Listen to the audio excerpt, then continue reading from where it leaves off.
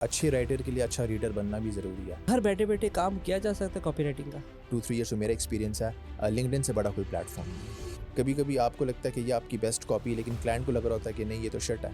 पाकिस्तान से बाहर भी बता दें इनको क्या चैलेंजेस आएंगे जो ये किस तरह से कर देते हैं, यहाँ पे पूरा पूरा उठा के कॉपी पेस्ट मार देते हैं। Everything is free, then you are the product. Normally तो यूएस ही सबसे बड़ी मार्केट है। तो यूएस में मैं ये कहता हूँ कि नॉर्मली जो शाम के 7, मतलब हमारे यहाँ पे 7 बज रहे होते हैं, तो वहाँ पे सुबह 9-10 बज रहे होंगे। तो शाम 7 से लेके पाकिस्तानी टाइम से रात 12 तक अच्छा टाइम है ईमेल्स का। अगर मुझे ये पता चल जाए कि मेरी ईमेल कौन ओपन कर रहा है, कौन क्लिक कर रहा है, या मेरी ईमेल वाकई पहुँच रही है नहीं पहुँच रही है, तो मैं इसकी बेसिस पे बहुत से डिसीजन मेकिंग कर सकता हूँ।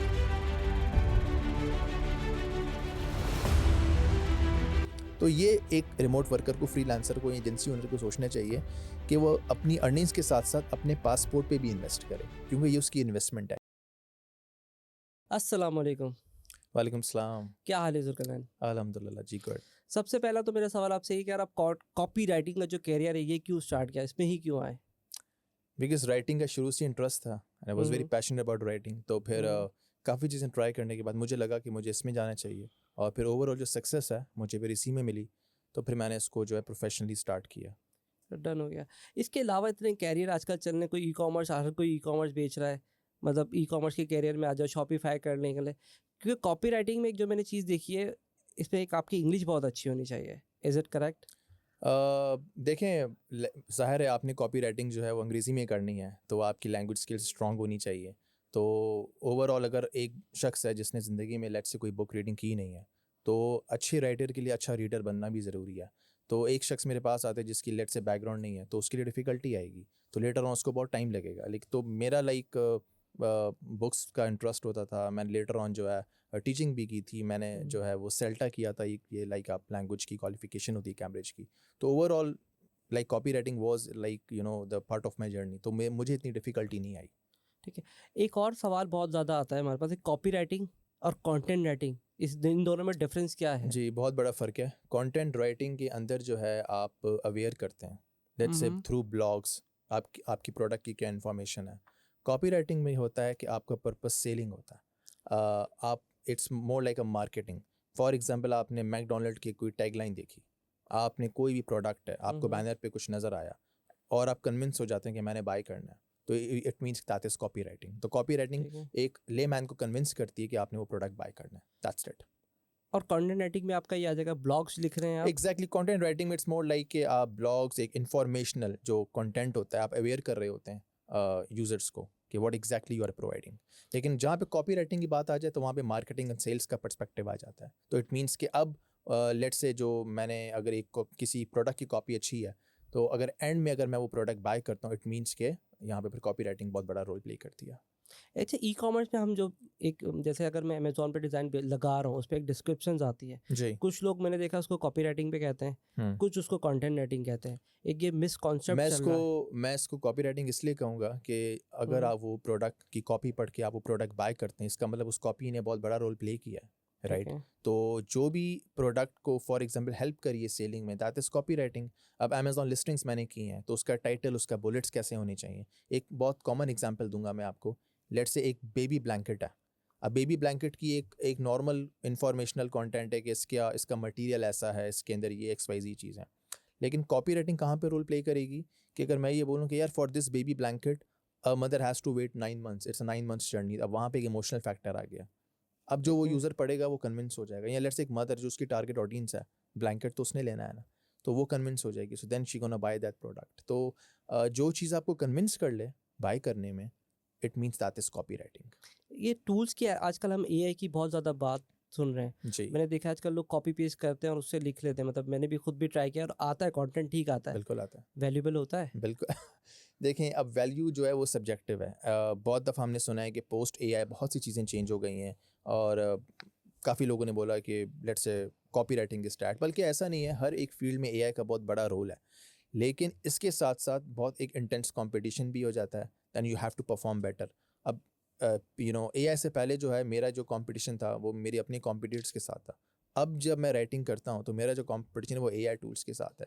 अब मुझे कॉपी इस तरीके से लिखनी है कि वो AI से ज़्यादा बेहतर लगे, क्योंकि AI की जो कॉपी होगी वो लिमिटेड होगी। आपको उसमें अनलॉक, अनचेन, नेविगेट कुछ ऐसे वर्ड्स नज़र आएंगे जो बहुत अनलिश का अल्फाज बोल दो, अनलीश है, वो इस तरह का तो अल्फाज यूज़ वो करते हैं। उसकी एक लिमिटेड वोकैबुलरी है।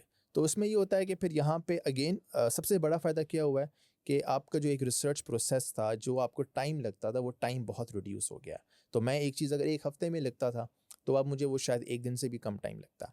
तो मेरा जो रिसर्च प्रोसेस है, वो मेरा पोस्ट एआई बहुत कम हो गया है। लेकिन येस, लोग कहते हैं कि पैसे कम बनते, नहीं, पैसे बहुत ज़्यादा बनते हैं अब, क्योंकि अब डिमांड ज़्यादा हो गई है कॉपी राइटर्स, क्योंकि जो लोग हायर करें वो ये कहते हैं कि हमें एआई कॉपी नहीं चाहिए, क्योंकि एआई कॉपी तो वो खुद भी जनरेट कर सकते हैं। ठीक है। सो ये यहाँ पे रोल प्ले करती है। आप कौन सा टूल इस्तेमाल करते हैं? चैट जीपीटी बहुत वही फेमस सब, है। वो जो 4 और 5 आ रहा है, ये वाला ही? अगेन जो उसका जो पेड वर्जन है, जो हम्म। जो 4 है, उसमें ये होता है कि जो आंसर्स हैं वो थोड़े बेहतर आते हैं, उसकी जो रीजनिंग है वो बेहतर होती है। उसके जो प्रीवियस वर्जन्स हैं जो कि फ्री हैं, उसमें आप अगर कुछ भी डालेंगे तो एक लिमिटेड आंसर आएगा। अब यहाँ पे सारी जो गेम है वो प्रॉम्प्ट्स की है, कि आपके जिस तरह से आप सवाल पूछेंगे ना, जवाब भी वैसे ही आएगा। अगर आप कहते हैं कि यार मुझे एक फिटनेस में ब्लॉग्स दे दें, वो लिमिटेड ब्लॉग दे देगा। फिर आप उसको बताएंगे यार मुझे वो ब्लॉग चाहिए जो इतने इतने वर्ड्स का, उसकी टारगेट ऑडियंस ये है, मैंने यूएस को टारगेट करना है, लेट्स से मैंने इस जो फॉर एग्जांपल स्टेट को टारगेट नहीं करना। उसको जितनी डिटेल प्रॉम्प्ट देंगे आप, उतना ज़्यादा आपके पास अच्छा आंसर आएगा। लेकिन once you have the answer, आपने फिर भी उसको थोड़ा सा एडिट करना है, to have your own flavour, अगर एक कॉपी राइटर है। क्योंकि जैसे हम किसी, लेट्स से कोई म्यूज़िक सुनते हैं, तो हमें पता चल जाता है यार ये इसका जो है, इसने इसका म्यूज़िक इसने दिया है। म्यूजिक का तो सही में। आप अगर किसी की बुक्स या किसी की राइटिंग पढ़ेंगे, तो आप आफ्टर सर्टेन रीडिंग आपको पता चल जाएगा यार ये इसका लिखा हुआ है।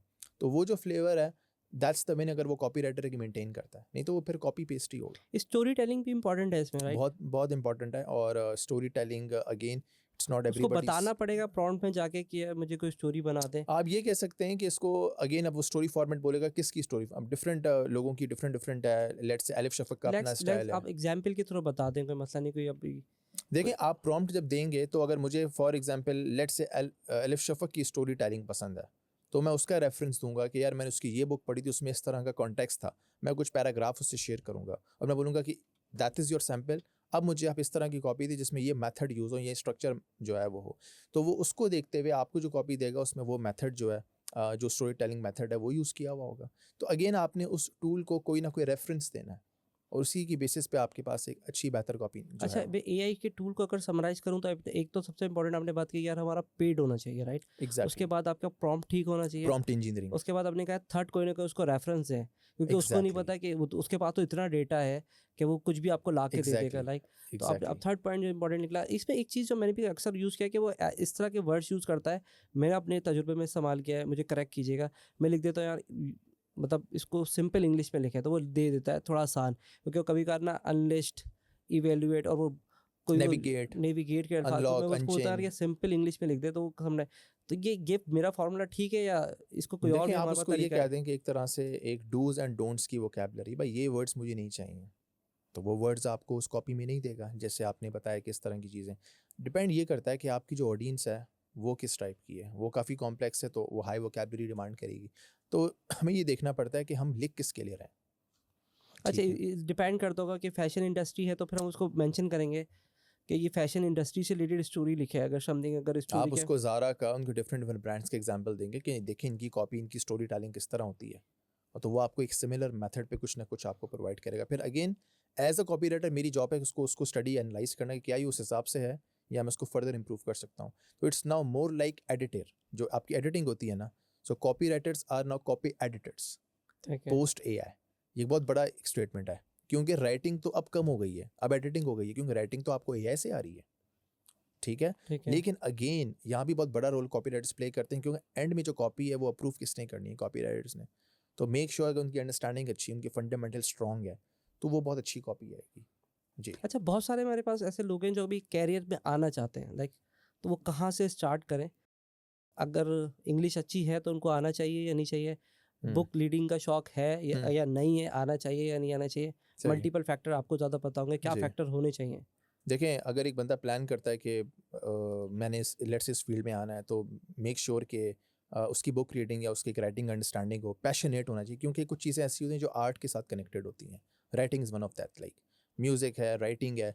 क्योंकि लेट्स से गूगल एड्स है, आप कोई भी फंडामेंटल्स करके सीख चला जाएंगे, लेकिन राइटिंग या म्यूजिक इस तरह के कुछ ऐसे हो जो आपके आर्ट से साथ कनेक्टेड होते हैं। ठीक है। तो इसके अंदर जब तक कि आपका इंटरेस्ट नहीं है ना, आप में कभी भी आप उतने अच्छे कॉपी राइटर्स जो हैं शायद वो आप नहीं बन सकें। तो उसमें ये होता है कि यू मस्ट नो कि जो बुक्स होती हैं उसमें लेट्स से फिक्शन होता है, नॉन फिक्शन होता है, आपका क्या स्टाइल है, किसी को फिक्शन पसंद है, किसी को नॉन फिक्शन पसंद है। फिर उसके बाद ये कि डिफरेंट डिफरेंट जो बहुत बड़े कॉपी राइटर्स हैं, जिसमें जो है वो डैन कैनेडी बहुत बड़ा कॉपी राइटर है। तो उस वो डायरेक्ट रिस्पॉन्स कॉपी राइटर कहा जाता है उसको। तो उसमें ये कि आप देखें उसकी कॉपी पढ़ें। अब आप अगर उसकी 50 सेल्स कॉपी पढ़ते हैं, सो आई एक्सपेक्ट कि जो 51 आप लिखेंगे वो उस जैसी ही होगी। ऐसा ही होता है। ठीक है ना? तो उसके लिए इसलिए मैं कहता हूँ कि रीडिंग बहुत ज़्यादा ज़रूरी है। आप जितना ज़्यादा अच्छा कंटेंट कंज्यूम करेंगे, उतना ज़्यादा फिर आप अच्छा लिख सकते हैं। तो ये एक ये है कि इट डिपेंड्स कि आपकी रीडिंग कितनी अच्छी है, आपकी फिर अगेन जो आपका अगेन ओवरऑल इसमें मार्केटिंग सेंस बहुत मैटर करता है। क्योंकि एट द एंड आपने वो चीज़ लिखनी है जो कि सेल हो। क्योंकि ह्यूमन इमोशनल सेंट्रिक होता है। साइमन सिनेक कहता है कि आप 6 सेकंड्स के अंदर डिसीजन लेते हैं, आपने एक चीज़ बाय करनी है, नहीं बाय करनी है। अब उसके लिए क्या उस 5 बुलेट्स में कुछ ऐसा लिखा हुआ है जो मैं एक काइंड ऑफ हुक स्टेटमेंट हो जो मैं रुक जाऊँ। तो वो चीज़ अगेन इतना ज़्यादा आसान नहीं होता। तो उसमें आपको फिर ज़रा सा जो है वो कन्विंस करना पड़ता है। उसमें लोग रिवर्स साइकोलॉजी भी यूज़ करते हैं। जैसे आपने देखा होगा आपके पास ईमेल आए, एक सब्जेक्ट लाइन है ईमेल की कि do not open this email. अब आप उसी ईमेल को ओपन करेंगे। ऐसा ही है। ठीक है? तो हम अगर मैं ये बोल दूँ यार ये बैम्बू स्टीमर है, आपने नहीं लेना। अब अगला उसको पढ़ेगा, भाई क्यों नहीं लेना? तो वहाँ पे फिर मैं एक्सप्लेन करूँगा एट द एंड, और फिर मैं एंड में ये बताऊँगा, वो जो कन्विंस हो जाएगा कि yes this is the best bamboo steamer I want. तो डिफरेंट डिफरेंट टेक्निक्स होती हैं जहाँ पे आई गेस कि जो बंदा साइकोलॉजी को अंडरस्टैंड करता है, ह्यूमन बिहेवियर को अंडरस्टैंड करता है, वो बहुत अच्छी कॉपी लिखेगा। क्योंकि एट द एंड बाय किसने करना है? ह्यूमन ने करना है।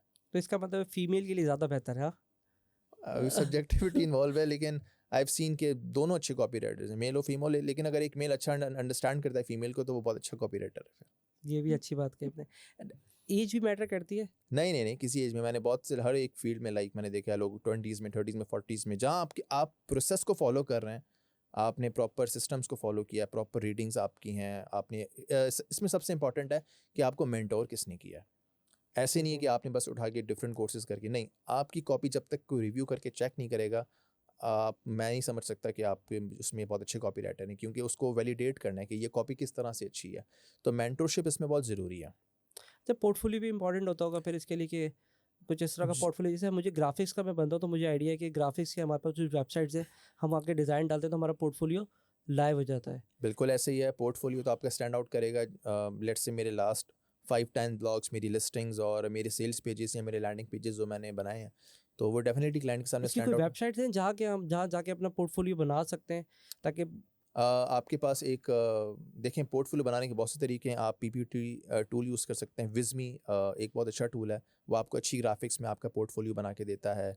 और इसके अलावा जो है लोग गूगल डॉक भी यूज़ करते हैं। डिपेंड करता है कि आप किस तरीके से जो है प्रेजेंट करें। मेक श्योर अगर उस कंटेंट के अंदर वर्थ है ना, तो वो सेल हो जाएगा, तो वो स्टैंड आउट तो करेगा। तो बिल्कुल ऐसा ही है। ऑडियंस टारगेट भी इंपॉर्टेंट होती होगी फिर इसके अंदर, कि अगर पोर्टफोलियो आप बना रहे हैं तो डेफिनेटली कि ऑडियंस टारगेट की क्या इंपॉर्टेंस है उसके अंदर, या रैंडमली आप, जैसे अगर मैं ग्राफिक डिज़ाइनिंग की, मुझे एग्जाम्पल के समझाने में शायद आसानी होगी। मैं ग्राफिक डिज़ाइनिंग हूँ तो मुझे पता है कि मेरी इंडस्ट्री एक टी शर्ट से रिलेटेड है, तो मैं अपना पोर्टफोलियो उसी बनाता हूँ। एक मैं अगर वेबसाइट डिज़ाइनर हूँ तो मैं वेबसाइट से रिलेटेड टेम्पलेट्स डालूंगा, राइट?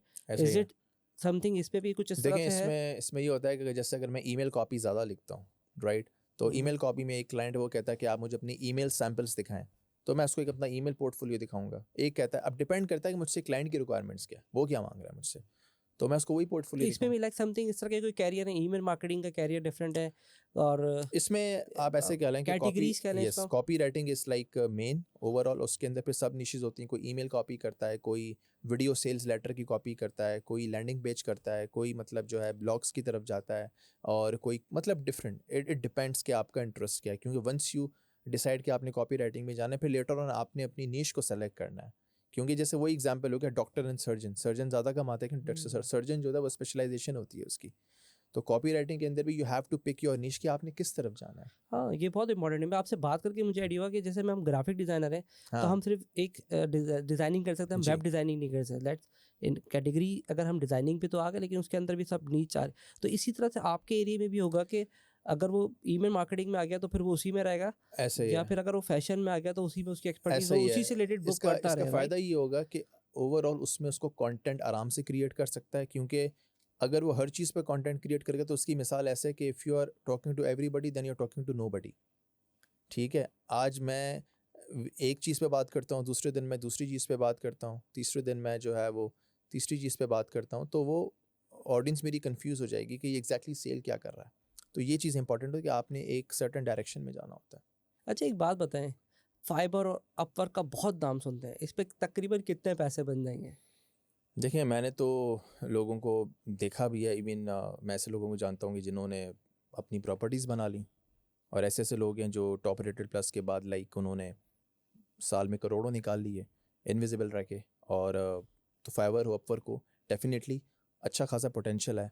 और मैंने अपने सर्कल में बहुत लोगों को इससे स्केल होते हुए, और अभी भी लाइक जैसे होता है ना कि उस 9 to 5 लूप में नहीं है, और बहुत ठीक ठाक उन्होंने जो है वो पैसे बनाए हैं। तो बेशक अगर हम फ्रीलांसिंग की बात करें तो फाइवर और अपवर्क तो बहुत बड़े प्लेटफॉर्म्स हैं। लेकिन अगर मैं आज के दौर की बात करूं एज ऑफ नाउ, तो इनका जो पोटेंशियल है वो थोड़ा सा कम इस वजह से हो गया है कि जो क्लाइंट है वो आजकल फेसबुक से और लिंक्डइन से या इन प्लेटफॉर्म्स पे ज़्यादा होता है। तो उसमें ये हो जाता है कि, और फिर ये मैंने भी रिसेंट अभी हमारे पास कुछ इस तरह के केसेस भी आए थे कि जिसमें लोगों के पास टॉप रेटेड प्रोफाइल्स हैं, लेकिन उनको उस तरह से काम नहीं मिल रहा है पहले जैसे उनको पहले मिलता था। तो वक्त के साथ ये जो प्लेटफॉर्म्स हैं इनका थोड़ा सा जो है कंपटीशन आई थिंक है। कंपटीशन भी है, बहुत चीज़ें हैं। और अगर कोई इंसान किसी को फेसबुक से या लिंक्डइन से हायर कर लेता है तो उसको फाइवर या अपवर्क को तो कोई कमीशन ऐसा कुछ पे करने की ज़रूरत नहीं है। इसका मतलब ये नहीं कि ये बिल्कुल डेड हो गए हैं। मैं हमेशा कहता हूँ कि एक इंसान की ओमनी प्रेजेंस होनी चाहिए।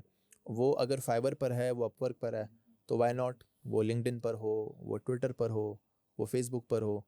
जितने ज़्यादा प्लेटफॉर्म्स हैं उतने ज़्यादा जो है आप क्लाइंट जो है वो एक्विजिशन जो है वो कर सकते हैं, और उतनी ज़्यादा आप स्केल, क्योंकि अगर आपने अपनी लोकेशन चेंज करनी है तो आप सिर्फ फाइवर या अपवर्क पे तो डिपेंड नहीं करेंगे। क्योंकि अगर लेट्स से फाइवर का क्लाइंट चला गया तो आप तो बाहर रहते हैं ना, आपको बिल्स देने हैं। तो आपके पास ऐसे हाई टिकट क्लाइंट्स होने चाहिए कि जो लेट्स से फाइवर बंद हो जाए, या कभी कभी आप सबसे बड़ा इशू है कि अगर आपकी आईडी लेट्स से बंद हो जाए, हाँ, ये बहुत इंपॉर्टेंट है, आईडी तो अपवर्क है, किसी वक्त भी कर देता है। किसी भी कोई भी एक्सवाइजी रीज़न हो, तो उसके बाद फिर आपकी सोर्स ऑफ इनकम बंद हो गई। तो एक कॉन्टेजेंसी प्लान होना चाहिए आपके पास कि अब वो जो कॉन्टेजेंसी प्लान है वो आपके अपने सोशल हैंडल्स हैं, आपका अपना फेसबुक है, आपका अपना लिंक्डइन है, आपका अपना ट्विटर है। तो मेक श्योर मैं हर किसी को रिकमेंड करता हूँ कि अपनी जो प्रेजेंस है वो इन प्लेटफॉर्म्स पे भी इंसान दिखाए, ताकि वक्त के साथ वो यहाँ से भी जो है अच्छा खासा जो है वो कैश आउट कर सके। अभी जैसे आपने एक बात कही कि काम थोड़ा कम हो रहा है, तो फिर कोई ऐसा तो नहीं कि ट्रेंड चेंज हो रहा है, लाइक समथिंग फाइबर पे जॉब थोड़ा मुश्किल हो रही है मिलना, हम इसको इस तरह से कर लेते हैं, इज देयर मतलब? ट्रेंड्स भी चेंज हो रहे हैं। दूसरा, न्यू जॉब्स आ रही हैं, पुरानी जॉब्स एग्जिस्टिंग स्किल्स के अंदर आउटडेटेड हो रही हैं। जैसे फॉर एग्जांपल कॉपी राइटिंग के अंदर अब बहुत लिमिटेड हो गए हैं ब्लॉग्स। ठीक है, और अब लोग इतना ज़्यादा कंटेंट भी रीड नहीं कर रहे होते हैं, वो वीडियो फॉर्म कंटेंट पे चले गए हैं। जैसे आपने देखा होगा यूट्यूब शॉर्ट्स हैं, इंस्टाग्राम की रील्स हैं। अब ये पहले नहीं होते थे, तो लोग लॉन्ग फॉर्म कंटेंट पढ़ लेते थे। तो कुछ जॉब्स आउटडेटेड हो गई हैं, लेकिन उनको भी रिप्लेस न्यू जॉब्स नहीं कर लिया है। तो फिर मैंने ये देखा है कि जो शॉर्ट फॉर्म कंटेंट क्रिएटर्स हैं उनका बहुत ज़्यादा स्कोप है, उन्होंने ज़्यादा फिर बेहतर मीन्स मैं अभी लास्ट टाइम मैं जब बाकू में था तो there was a guy was living with me. तो वो अच्छा खासा मेरे ख्याल से मोर देन $5,000 अर्न कर रहा था सिर्फ शॉर्ट फॉर्म कंटेंट, और उसका सारा सोर्स फाइवर ही था मेरे ख्याल से, या अपवर्क था। तो मैंने ये देखा है कि जो पोस्ट एआई है उसके अंदर जो बहुत सी स्किल्स हैं वो फिर चेंज हो गई हैं। तो फ्यूचर में आप क्या ट्रेंड देख रहे हैं, या कौन सी कैटेगरी ज़्यादा बूम हम्म। कर सकती है? मैंने तो ये देखा है कि हर एक फील्ड के अंदर, चाहे वो आपका ई कॉमर्स हो, चाहे वो कॉपी हो, उसके अंदर जब न्यू आपकी जॉब्स आती हैं, जैसे फॉर एग्जांपल कॉपी राइटिंग का एग्जांपल मैं लूँगा, तो ब्लॉकचेन क्रिप्टो की कॉपी बहुत ज़्यादा जो है वो यूज़ होती है।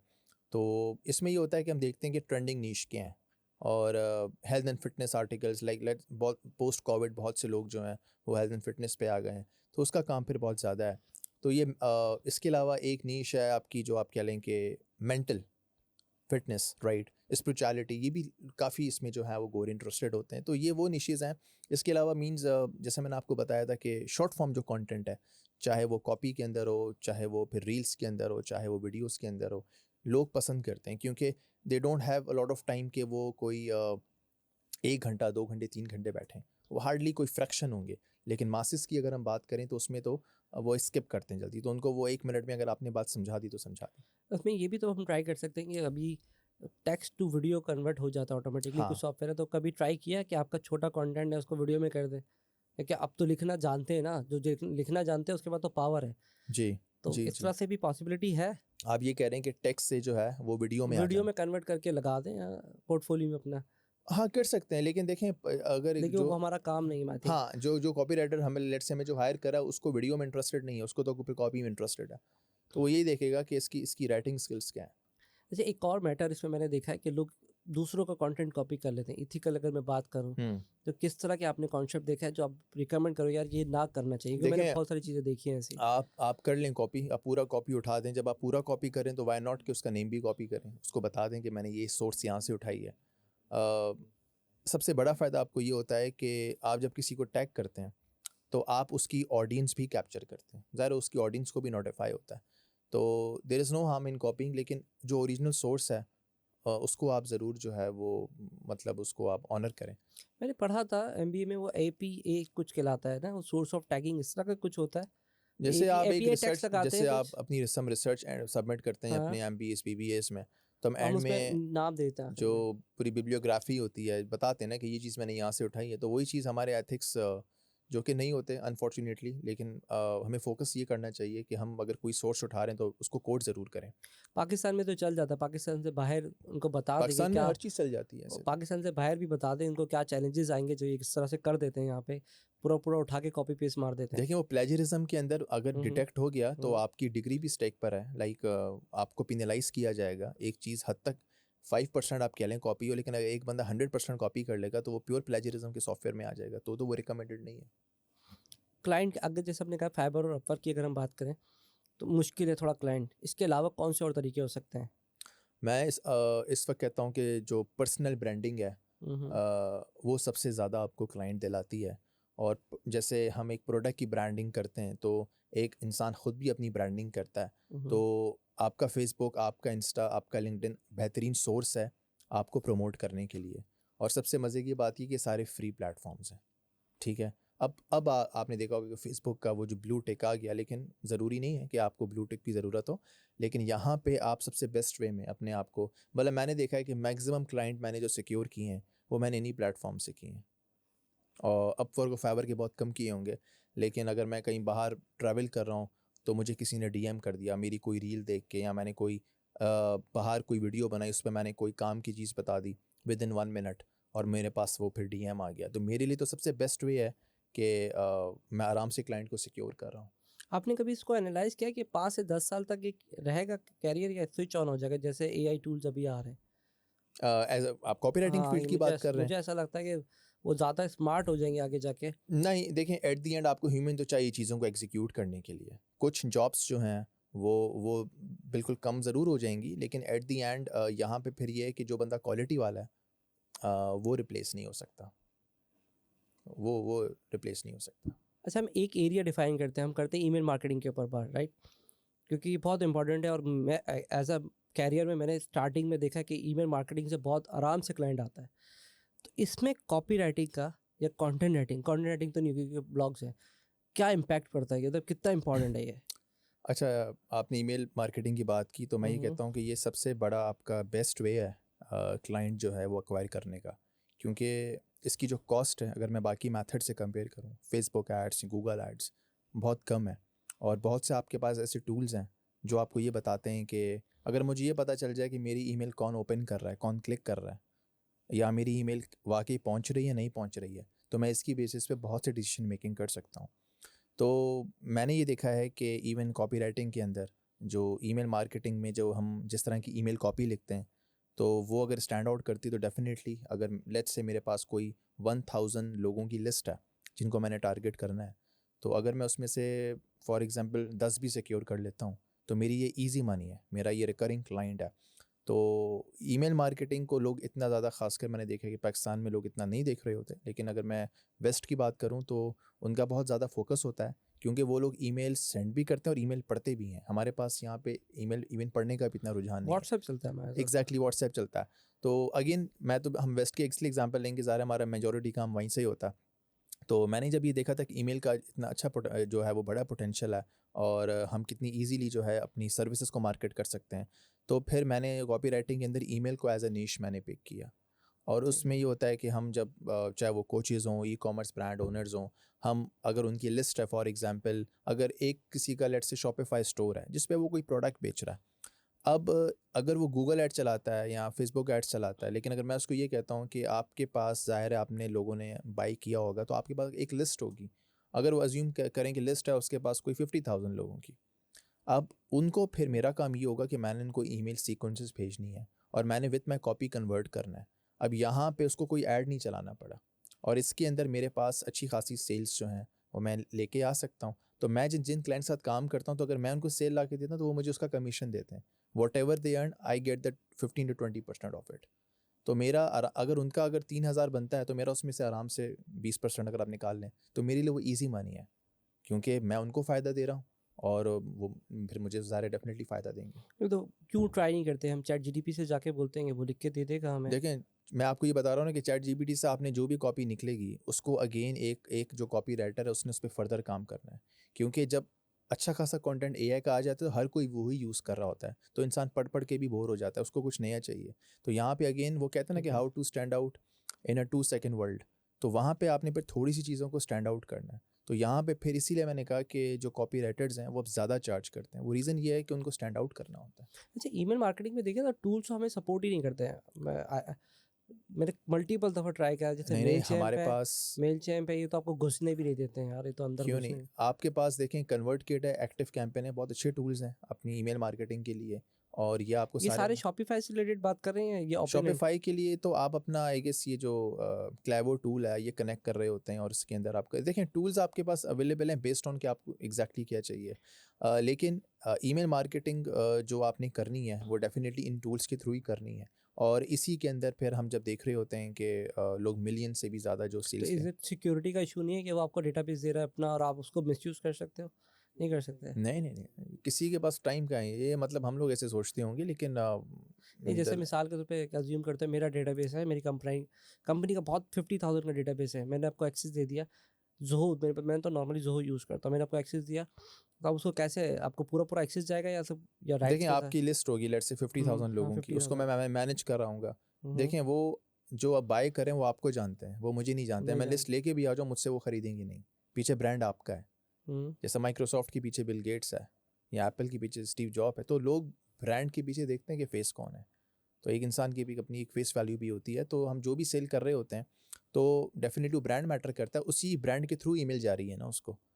ज़ारा की ईमेल जा रही है या एक बॉडी शॉप की ईमेल जा रही है तो वो पीछे ब्रांड एग्जिस्ट करता है, तो लोग उस ब्रांड के साथ भी कनेक्ट हो रहे हैं, डेफिनेटली वो ईमेल पढ़ रहे हैं, लेकिन पीछे अगर ब्रांड ही नहीं है तो अगर मैं किसी की लिस्ट अक्वायर भी कर लूँ मेरे काम की नहीं है। नहीं है। अच्छा, इसमें एक सवाल और बन जाता है, जैसे आप तो सिर्फ कंटेंट लिखते होंगे ना, फिर ग्राफिक्स कहाँ से लाते हैं उसके अंदर फिर आप?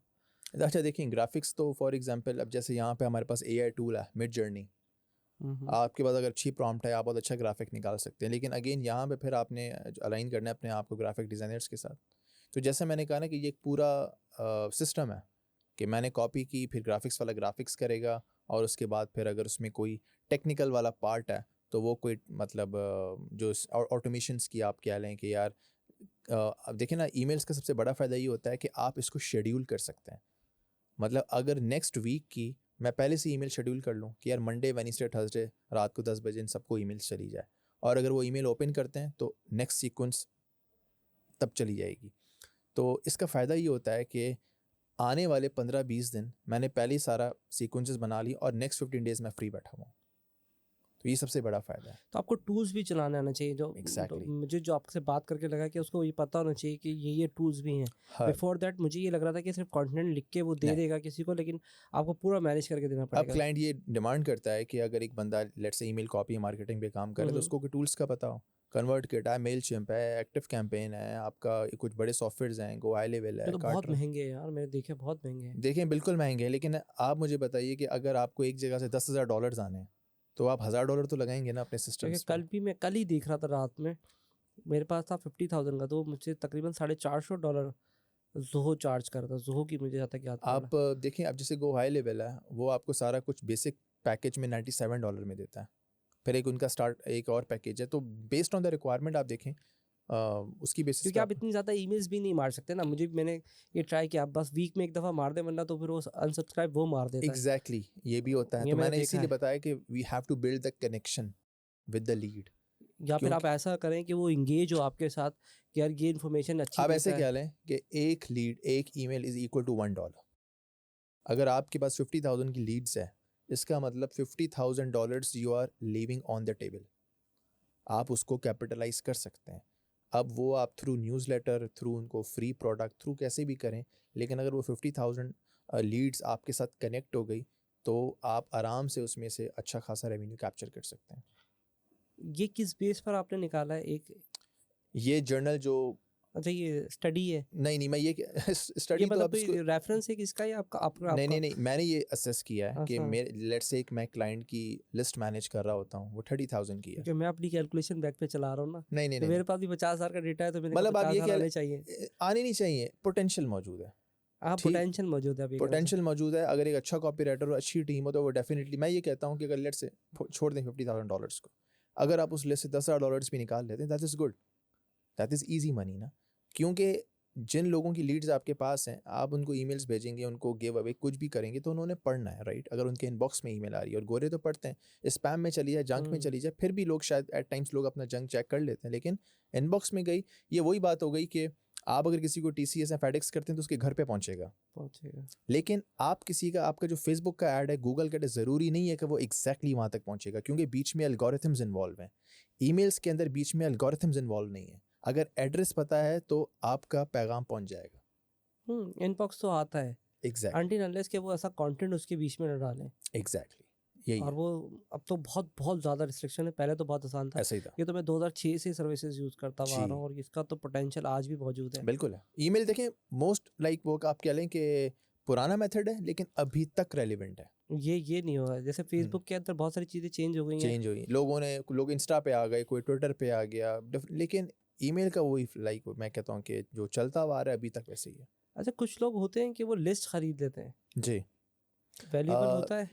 काफ़ी हद तक होता है, लेकिन ये है कि आपको जो लिस्ट सेल कर रहा है उसने 10 और लोगों को भी लिस्ट सेल की होगी, तो अगेन यहाँ पे कंपटीशन है।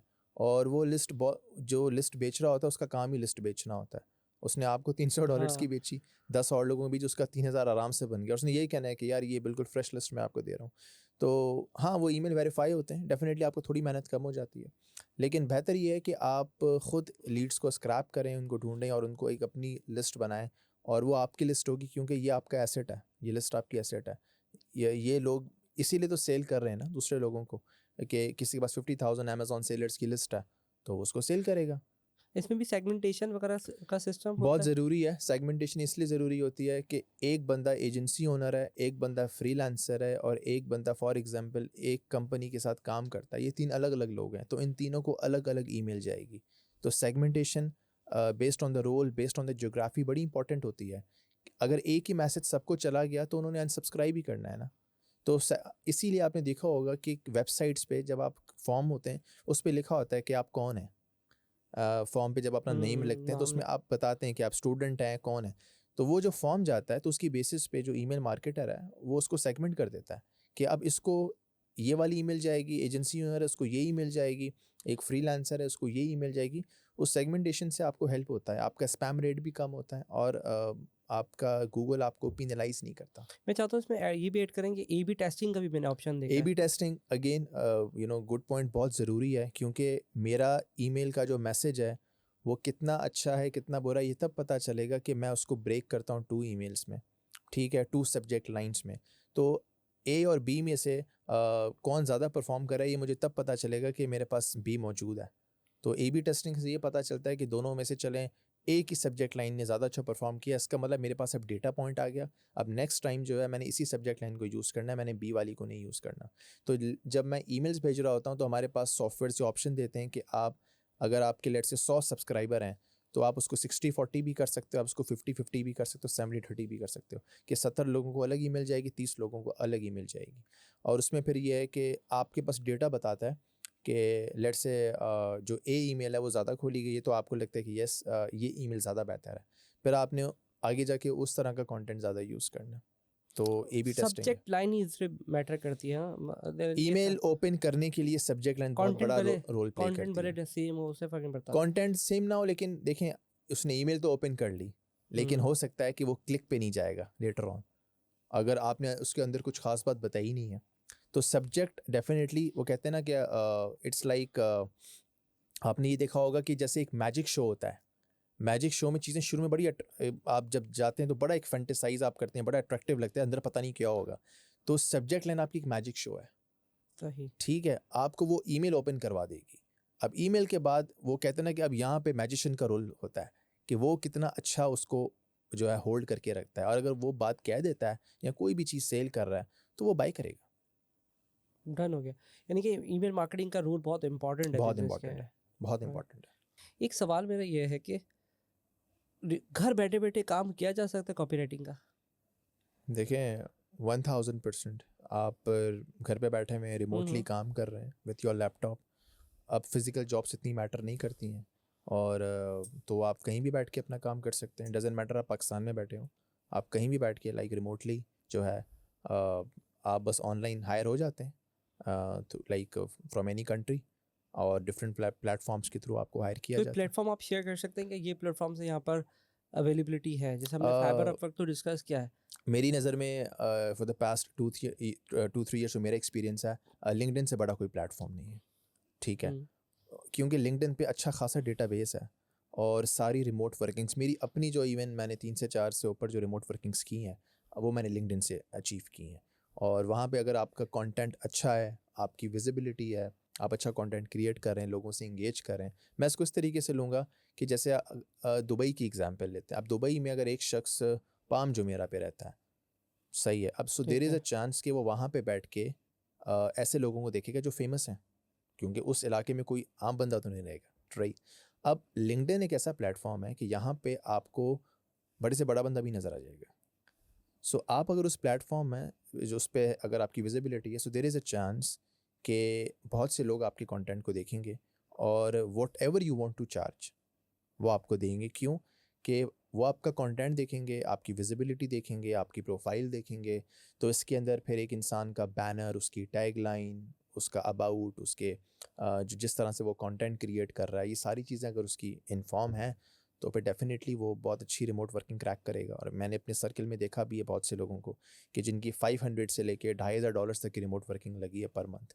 तो आपको पता है पाकिस्तान में तो ये नंबर्स आप अचीव नहीं कर सकते 9 to 5 जॉब से। ठीक है। तो इसमें ये भी मेरे ख्याल से इम्पोर्टेंट होगा कि वो डेली फिर कुछ ना कुछ कंटेंट डालते रहें। डेफिनेटली मैं इसको ऐसे देखूंगा कि content creation is like watering the plant. आप पौधे को पानी दे रहे हैं तो दैट इज़ गुड। तो आपका अगर कंटेंट नहीं जा रहा तो इसका मतलब एल्गोरिथम्स आपको डी रैंक कर देंगे। तो कंटेंट जो है it's like watering the plant, आपने जो है वो क्रिएट करना ही है कंटेंट। मतलब कम से कम दिन में 5 से 10 मिनट लगा दें। आपकी हफ्ते में 3 पोस्ट भी आ जाएं बहुत है, मंडे वेडनेसडे हाँ, फ्राइडे। इसमें एक सवाल और है, पता है, एक बड़ी अच्छी बात है, क्योंकि अगर मैं डिज़ाइनिंग का काम करता हूँ तो मैंने एक आध दफ़ा एक गलती की है कि मैंने उसी का डिज़ाइन पोस्ट कर दिया था। हालांकि मेरे इंटेंशन नहीं थी कि मैं उसको, लेकिन उसने सर ने ना हिट मार दिया। तो अब वो डर लगता है कि अब इस तरह आप का उसको कोट कर दें सिंपल कि यार मैं ये बड़ा अच्छी चीज़ लगी। नहीं, उसका डिज़ाइन सा हमने तो कंपनी ने भी शो किया है। वो अच्छा कहता है अच्छा, लेकिन वो आप हमारी मार्केट के लिए यूज़ नहीं कर सकते। हाँ क्योंकि वो जब आ से तो जाती है स्ट्राइक। ऐसा खौफ पैदा हो गया तो हमारा सोशल मीडिया डिपार्टमेंट ही बैठ गया। क्योंकि पहले क्या करते थे, एग्जैक्टली। अब मेरा यही काम है, आपकी शर्ट पे बनना है, हम उठाते थे, इसी को स्कैन करते थे, यही पोस्ट कर देते थे। अच्छा अच्छा, हमने तो काम किया ना, तो हम बता देते कि भाई हमने बनाया है ये डिज़ाइन। लेकिन 2-3 दफ़ा ऐसा हुआ, पहले एक आध दफ़ा हुआ तो मसला नहीं हुआ।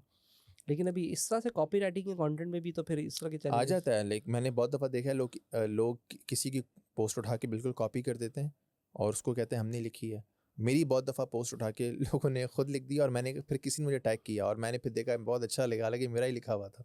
तो ये चीज़ अब देखें यहाँ पे फिर हर किसी का एक अपना है, लेकिन वैसे आज के दौर में चाहिए इंसान को कि अगर कोई चीज़ वो उठा भी रहा है तो ओरिजिनल रेफर सोर्स कोड करते कर दे कि यार मैंने यहाँ से उठाई है, वो और अगला भी डेली पोस्ट तो करना ही करना है। अगर वो इसको कॉपी राइटिंग के कंटेंट में आ रहा है तो उसको तो लिखने का शौक होना चाहिए। वो तो ये लिखेगा। तो एक बात तो हो गई मतलब कि मेरे साथ ये होता है कि जहाँ पे मैं चाहे लो या हाई फील करूँ, the first thing I do कि मैंने लिखना है, मतलब I have habit to write, मैं लिखूंगा।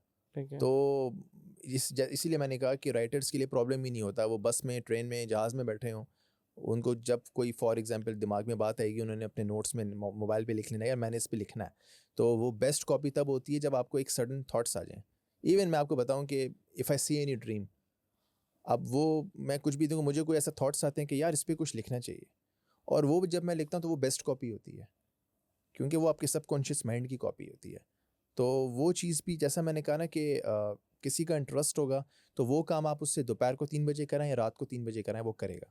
तो इसीलिए मैंने कहा कि इंटरेस्ट और आपका पैशन, जो एक बंदा अगर पैशनेट है उस स्किल के लिए, तो बहुत ज़रूरी है। जैसे रिमोट जॉब की आपने बात की, तो रिमोट जॉब मतलब उसको फिर यूएस में करनी होगी, यूएस में मिलते हैं ज़्यादातर क्लाइंट अगर हम बात करें। जी, नॉर्मली क्लाइंट्स तो आपके यूएस यूके से ही होते हैं, और वो आपको जॉब देते हैं, और उनके लिए भी ये रीज़नेबल होता है कि एशियन कंट्रीज से हायर करें, क्योंकि अगर वो यूएस के अंदर है कि यूएस वालों को हायर करते हैं तो उनको टैक्सेस बहुत से इश्यूज आते हैं, तो उनको यहाँ का रिमोट वर्कर जो है वो सस्ता पड़ता है। अगर वहाँ उनको लेट से किसी को 3,000 देने, तो यहाँ पे किसी को 1,500 देने, तो वो अपनी कॉस्ट सेविंग, उनको पता है कि यार काम इनको आता है, ज़्यादा से ज़्यादा उनको ट्रेन कर देंगे।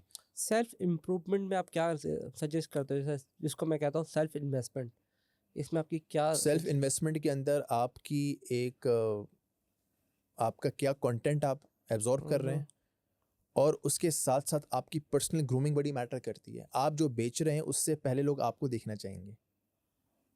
अगर एक इंसान बिल्कुल उस हिसाब से अपने आप को ठीक है। सेलिंग, उसकी वैल्यू नहीं है, तो वो अगर सेल करेगा वो बात नहीं बनेगी। तो इसीलिए आप देख लें जितने भी मार्केटर्स हैं, एक्टर्स हैं, उनकी क्यों पर्सनल ग्रूमिंग ज़बरदस्त होती है, क्योंकि दे नो कि before selling anything they should sell themselves. तो अगर इंसान खुद को नहीं बेच सकता, वो क्या चीज़ बेचेगा? इसका आपको मैं एग्जांपल देता हूँ। मैंने एक अपनी पूरी बैक स्टोरी लिखी थी कि मैंने कहाँ से स्टार्ट किया और मैं कहाँ तक पहुँचा था। वो मैंने लिंक्डइन पे लगा दी थी। तो मुझे एक एम्प्लॉयर ने हायर किया था, और उसने कहा था कि मैं आपको जॉब ऑफ़र करता हूँ। तो मैंने कहा कि मैंने तो अप्लाई ही नहीं किया। तो उन्होंने कहा कि मैंने आपकी वो XYZ पोस्ट पढ़ी थी। तो मैंने कहा उसमें तो मैंने कुछ ऐसा कहा ही नहीं है। उसने बोला नहीं, आपकी उसमें एक पूरी बैक स्टोरी थी, आपकी स्ट्रगल सारी चीज़ें थी। तो जो शख्स अपने आप को सेल कर सकता है, वो हमारा प्रोडक्ट भी सेल करेगा। तो मेरे लिए वो बड़ा था कि यार वाक़ई कि मेरी बैक स्टोरी किसी को अट्रैक्ट कर गई। तो जैसा मैंने कहा ना कि एट द एंड स्टोरीज़ ही हमें कनेक्ट करती हैं एक दूसरे से। अच्छा, हमारी मार्केटिंग में तो फनल्स होते हैं, जी। क्या ये फनल्स है, इस फनल में आएगा फिर इस फनल में आएगा, इसमें भी इस तरह से हमें टारगेटिंग होती है हमारी कंटेंट राइटिंग के अंदर, या अगर हम कॉपी राइटिंग की बात करें जी। इसमें भी फनल्स देखिए बनाने होते फ़नल हैं। तो ओवरऑल ये होता है कि एक यूज़र को आपने अवेयर किया, और एंड में उसने एक्शन क्या किया, वो चीज़ बाय कर ली। हम्म। तो अगर आपकी कॉपी राइटिंग में वो प्रोसेस जो है आप फॉलो कर रहे हैं, तो इसका मतलब कि आपने एक अच्छा क्लाइंट के लिए फ़नल बनाया है। क्योंकि देखें लाइक फॉर मुझे एग्जाम्पल, फनल अभी भी समझ नहीं है कि आपका फनल क्यों इंपॉर्टेंट बनेगा, आपने तो एक टेक्स्ट लिख के दे दिया ना। अच्छा देखें वो टेक्स्ट तो चलो एक फ़्लो है। फ़नल को आप इस तरीके से लें कि एक अगर मैं क्लाइंट के लिए काम कर रहा हूँ, हम्म। उसका एक लैंडिंग पेज है, उससे पहले एक उसकी वीडियो है। अब एक शख्स एक वीडियो देखता है, अब उसकी कॉपी मैंने लिखी है। उसके बाद वो उसकी वेबसाइट पे आता है, उसकी कॉपी भी मैंने लिखी है। उसके बाद फॉर एग्जांपल अगर वो उसको ऐड टू कार्ट या उसको बाय करता है, उसके बाद हो सकता है उसको एक फर्दर कुछ मैसेज आए, तो वो सारी कॉपी मैं लिखता हुआ आ रहा हूँ। तो राइट फ्रॉम क्लाइंट को जो बाय कर रहा है प्रोडक्ट, उसको अवेयर करने से लेके जो एक्शन तक, वो सारा प्रोसेस मैंने कवर किया है। तो वो जो पूरा जो फनल है, उसकी बैकएंड में पूरी कॉपी भी तो यूज़ हो रही है ना। तो इस वजह से जो मैंने कहा ना कि राइट फ्रॉम अवेयरनेस से लेके एंड में जो एक्शन होता है, कि एंड में वो चीज़ कन्विंस मैं हो जाऊँ या वो चीज़ मैं बाय कर लूँ, तो वो फिर इसलिए फ़नल बहुत ज़रूरी होता है। तो इसकी इंपॉर्टेंस है, यानी कि लेकिन डिपेंड करता होगा ना कि आपके पास कस्टमर किस तरह का है, तो जब जाके उसकी इंपॉर्टेंस जाएगी। लोग तो सिर्फ एक टैक्स लगाते हैं, काम खत्म करते हैं, उसके बाद क्या लेना देना। देखें फ़नल आप इस तरह से, इसको मैं आम ज़बान में ये बताऊँ कि आपके पास एक पूरा सिस्टम मौजूद होता है, ठीक है? अगर एक वीडियो के पीछे एक वेबसाइट है, वेबसाइट के पीछे एक पूरा चेकआउट है, चेकआउट के बाद एक पूरी ईमेल सीक्वेंसेस है, और उसके बाद अगर कोई बाय कर रहा है तो उसको एक ईमेल जा रही है, जो बाय नहीं कर रहा उसको फिर बोला जा रहा है कि लास्ट चांस है, 48 आवर्स हैं, 24 घंटे हैं। तो ये सारी पूरी साइकिल कवर हो रही है। एट द एंड क्या है कि उसको कन्वर्जन चाहिए। कन्वर्जन क्या है कि उसका प्रोडक्ट बिके, कुछ ना कुछ। तो इस वजह से ये पूरी जो अप्रोच होती है, इसको हम कह रहे होते हैं कि यार इसने अच्छा फ़नल डिज़ाइन किया है। लेकिन आपका उसके साथ माइंडसेट भी तो बैठना चाहिए जो आपका एग्स क्लाइंट है। एग्ज़ैक्टली, अ, एग्ज़ैक्टली क्योंकि वो ये इतने शायद अंडरस्टैंड। इख्तियारात नहीं देता है मेरे ख्याल से बहुत तो। दफ़ा ऐसा होता है कि क्रिएटिव डिफरेंसेस आते हैं। कभी-कभी आपको लगता है कि ये आपकी बेस्ट कॉपी है, लेकिन क्लाइंट को लग रहा होता है कि नहीं ये तो शिट है। आपको बताना होता है। फिर वो आप उसको कहते हो ठीक है, अगर आपको शिट लगता है आप अपना बताओ, वो अपना बताता है, लेकिन वो बॉम्ब कर जाता है। फिर हमारा शिट काम आता है आगे। तो ठीक है। ये भी, तो उसके लिए हम अगले को स्पेस देते हैं क्योंकि वो क्लाइंट है। अच्छा, क्लाइंट को सबसे अच्छा कंटेंट आपका कौन सा पसंद आया है? बहुत दफ़ा ऐसा हुआ, लाइक एक कॉफ़ी प्रोडक्ट पे मैंने काम किया था, तो उस कॉफ़ी प्रोडक्ट के लिए मैंने तकरीबन कोई 20 से 25 मुल्कों की कॉफ़ी बीन्स को स्टडी किया था कि यार ये मेक्सिको की कॉफ़ी बीन्स क्यों अच्छे हैं, या let's say for example XYZ country से। तो मैंने उनको स्टडी किया था, तो उसके बाद फिर मैंने उसकी जो डिस्क्रिप्शन जो है उसकी मैंने क्राफ्ट की थी, तो उसको काफ़ी पसंद आई थी। वो उसको इसलिए पसंद आई थी, उसने कहा था कि इस पे जो है आपका जो रिसर्च प्रोसेस है वो बड़ा स्ट्रॉन्ग था, तो क्लाइंट भी देख रहा होता है। तो उसको आइडिया हो जाता है, उसका तो काम है ना। उसको लगा कि ये नहीं पीता कॉफ़ी, लेकिन इसको आइडिया है इस चीज़ का। और बहुत जो आपने दिल से लिखा उसको पसंद नहीं आया। बहुत दफ़ा ऐसा होता है कि यार ये बहुत दिल से लिखा था और वो उसको बिल्कुल इग्नोर हो गया। तो कभी कभी हमें ये देखना पड़ता है, अच्छा इसी वजह से मैंने क्यों कहा कि ये आर्ट से कनेक्टेड है। आर्ट हर कोई नहीं समझेगा। कभी कभी आप देखें कि पेंटिंग्स होती हैं वो अरबों की होती हैं, लेकिन हम देख रहे हैं यार इसमें तो कुछ भी नहीं था, लेकिन वो अरबों की बिक जाती हैं, क्योंकि जो ख़रीदार होता है उसको पता होता है कि उसमें क्या आर्ट है। तो अब वही जैसा मैंने कहा कि फिर यहाँ पे मासेस और क्लासेस का डिफरेंस आता है। मासेस अलग सोचते हैं, क्लासेस अलग सोचते हैं। हम अक्सर एक मूवी देखते हैं कि यार ये मूवी ब्लॉकबस्टर हो गई, था तो उसमें कुछ भी नहीं, लेकिन एक मूवी देखते हैं यार क्या क्या क्लासिक बनाई थी, वो बॉम्ब हो जाती है बॉक्स ऑफिस में। तो इट्स ऑल माइंडसेट कि यार ज़रूरी नहीं जो चीज़ आपको और मुझे समझ में आ जाए आवाम को नहीं आ रही है। नहीं आ रही होती है। तो ये सीन है। क्लाइंट को देखते हुए ही काम करना पड़ता है समटाइम ऐसा। एग्जैक्टली, एट टाइम्स आपको देखना पड़ता है कि आपको थोड़े से क्रिएटिव ये जो कम करनी क्लाइंट पड़े। इसमें रेगुलर रहते हैं। नहीं, मैं कहता हूँ कि no client is fix client. आपकी कन्वेंशनल जॉब हो, आपका फ्रीलांसिंग से क्लाइंट हो, उसने जाना है एंड में। इसी वजह से मैं ये कहता हूँ कि आपके पास एक प्रोसेस मौजूद हो, आपका एक बैकअप मौजूद हो। वो बैकअप है आपकी अपनी पर्सनल ब्रांडिंग, आपका अपना यानी कि फेसबुक। रिकरिंग नहीं होंगे, यानी कि बस काम करेंगे और चले जाएंगे। हाँ, ये हो तो सकता है बड़ा। बाद में भी काम करें, लेकिन एट वन पॉइंट उसने जाना है। लेट्स से एक मैं अमेजोन सेलर के लिए काम कर रहा हूँ, अब उसका प्रोडक्ट नहीं बिक रहा, वो लॉसेस में चला गया, वो दोबारा क्यों हायर करेगा मुझे? उसका तो अपना बिजनेस बंद हो गया। ये एक बहुत बड़ा चैलेंज है आपकी बहुत बड़ा इंडस्ट्री चैलेंज में। है। तो ये सैचुरेशन तो इस तरह की एग्जिस्ट करती है। तो इस वजह से लाइक बैकअप के लिए आपके अपने सिस्टम्स हों, आपकी जैसे फिर मैं यहीं पे कहता हूँ कि जो पर्सनल ब्रांडिंग है, आपका अपना फनल, आपके अपने सिस्टम्स, आपकी अपनी सॉफ्टवेयर आप यूज़ करें, आपकी अपनी प्रोडक्ट पे जो भी आप सर्विसेज पिच करें उस पर ऐड चलते रहें, ताकि आपका काम नहीं बंद हो। एक जाए तो दूसरा दूसरा फिर आ और जाए। फिर तो ये सीजनल भी हुआ। सीजनल कह सकते हैं, लेकिन अल्हम्दुलिल्लाह मैंने ये देखा है कि अगर आप बहुत ज़्यादा क्वालिटी फोकस्ड हैं, आप बहुत ज़्यादा अच्छा काम कर रहे हैं, तो किसी फेज़ में आप बेरोज़गार नहीं होंगे। मतलब आपको काम मिलता रहेगा, like people will give you work. और अगर आपके एथिक्स स्ट्रॉन्ग है, आप काम करने वाले इसमें बंदे। एक ये मसला नहीं आया है जो मैं भी आपसे बात करते हुए देखा, हर दफ़ा में एक नया क्लाइंट आ रहा है, पहले आप उसकी साइकी समझोगे फिर हाँ, कंटेंट लिखोगे। तो अब मैंने कॉपी राइटर्स के लिए मैंने तो मैं बचपन में सुना था यार, जो लिखने वाले होते हैं ना वो तकदीर बदल देते हैं। यहाँ हाँ। तो आप खुद लाले में पड़े हुए हो कि एक नया क्लाइंट आएगा तो कुछ नए पैसे अब यहाँ आएंगे। पे मैं आपको बताऊँ, यहाँ पे ये चीज़ मैटर करती है कि जो मैंने कहा ना कि मेरा अपना इंटरेस्ट ना साइकोलॉजी या बुक्स पे ये बहुत है, क्योंकि हर इंसान एक सर्टेन लेवल तक इमोशनल सेंट्रिक होता है। क्योंकि हर इंसान ही रोता है, हंसता है, ठीक है, ऐसा तो नहीं है कि हम्म। वो नहीं रोएगा ज़िंदगी में। तो आपको पता होता है कि यार ये इसके स्ट्रॉन्ग जोन्स हैं, ये इसके वीक जोन्स हैं। तो आप जब मैं किसी से मीटिंग करता हूँ तो मुझे उसकी बातों से अंदाज़ा हो जाता है कि ये किस तरह से लाइक होता है। इसके लिए बहुत सी बुक हैं, डार्क साइकोलॉजी पे बहुत सी बुक्स लिखी गई हैं। तो उसमें ये होता है कि मुझे थोड़ा सा आइडिया हो जाता है कि यार ये इसका लेवल क्या है। तो उसमें फिर मैं उस हिसाब से उसको पिच करता हूँ, उस हिसाब से उसको प्राइसिंग देता हूँ। तो once I understand the psychology, एक कॉन्सेप्ट होता है प्राइस एंकरिंग का। उसमें ये होता है कि मैं अगर उसको लेट से मैं कोट करता हूँ, मुझे उसको कोट करने $3000, ठीक है, हम्म। लेकिन मैं उसको $3000 नहीं बताऊंगा। मैं कहूँगा कि यार मैं इस पे लेता हूँ $5000, सही है। अब हो सकता है वो मुझे उस पर नहीं देगा, मैं कहूँगा ठीक है, लेकिन आपके लिए एक्सक्लूसिव प्राइसिंग है, मैं आपको 3000 चार्ज करता हूँ, आप अगर मुझे with in the next 72 hours पे कर देते हो।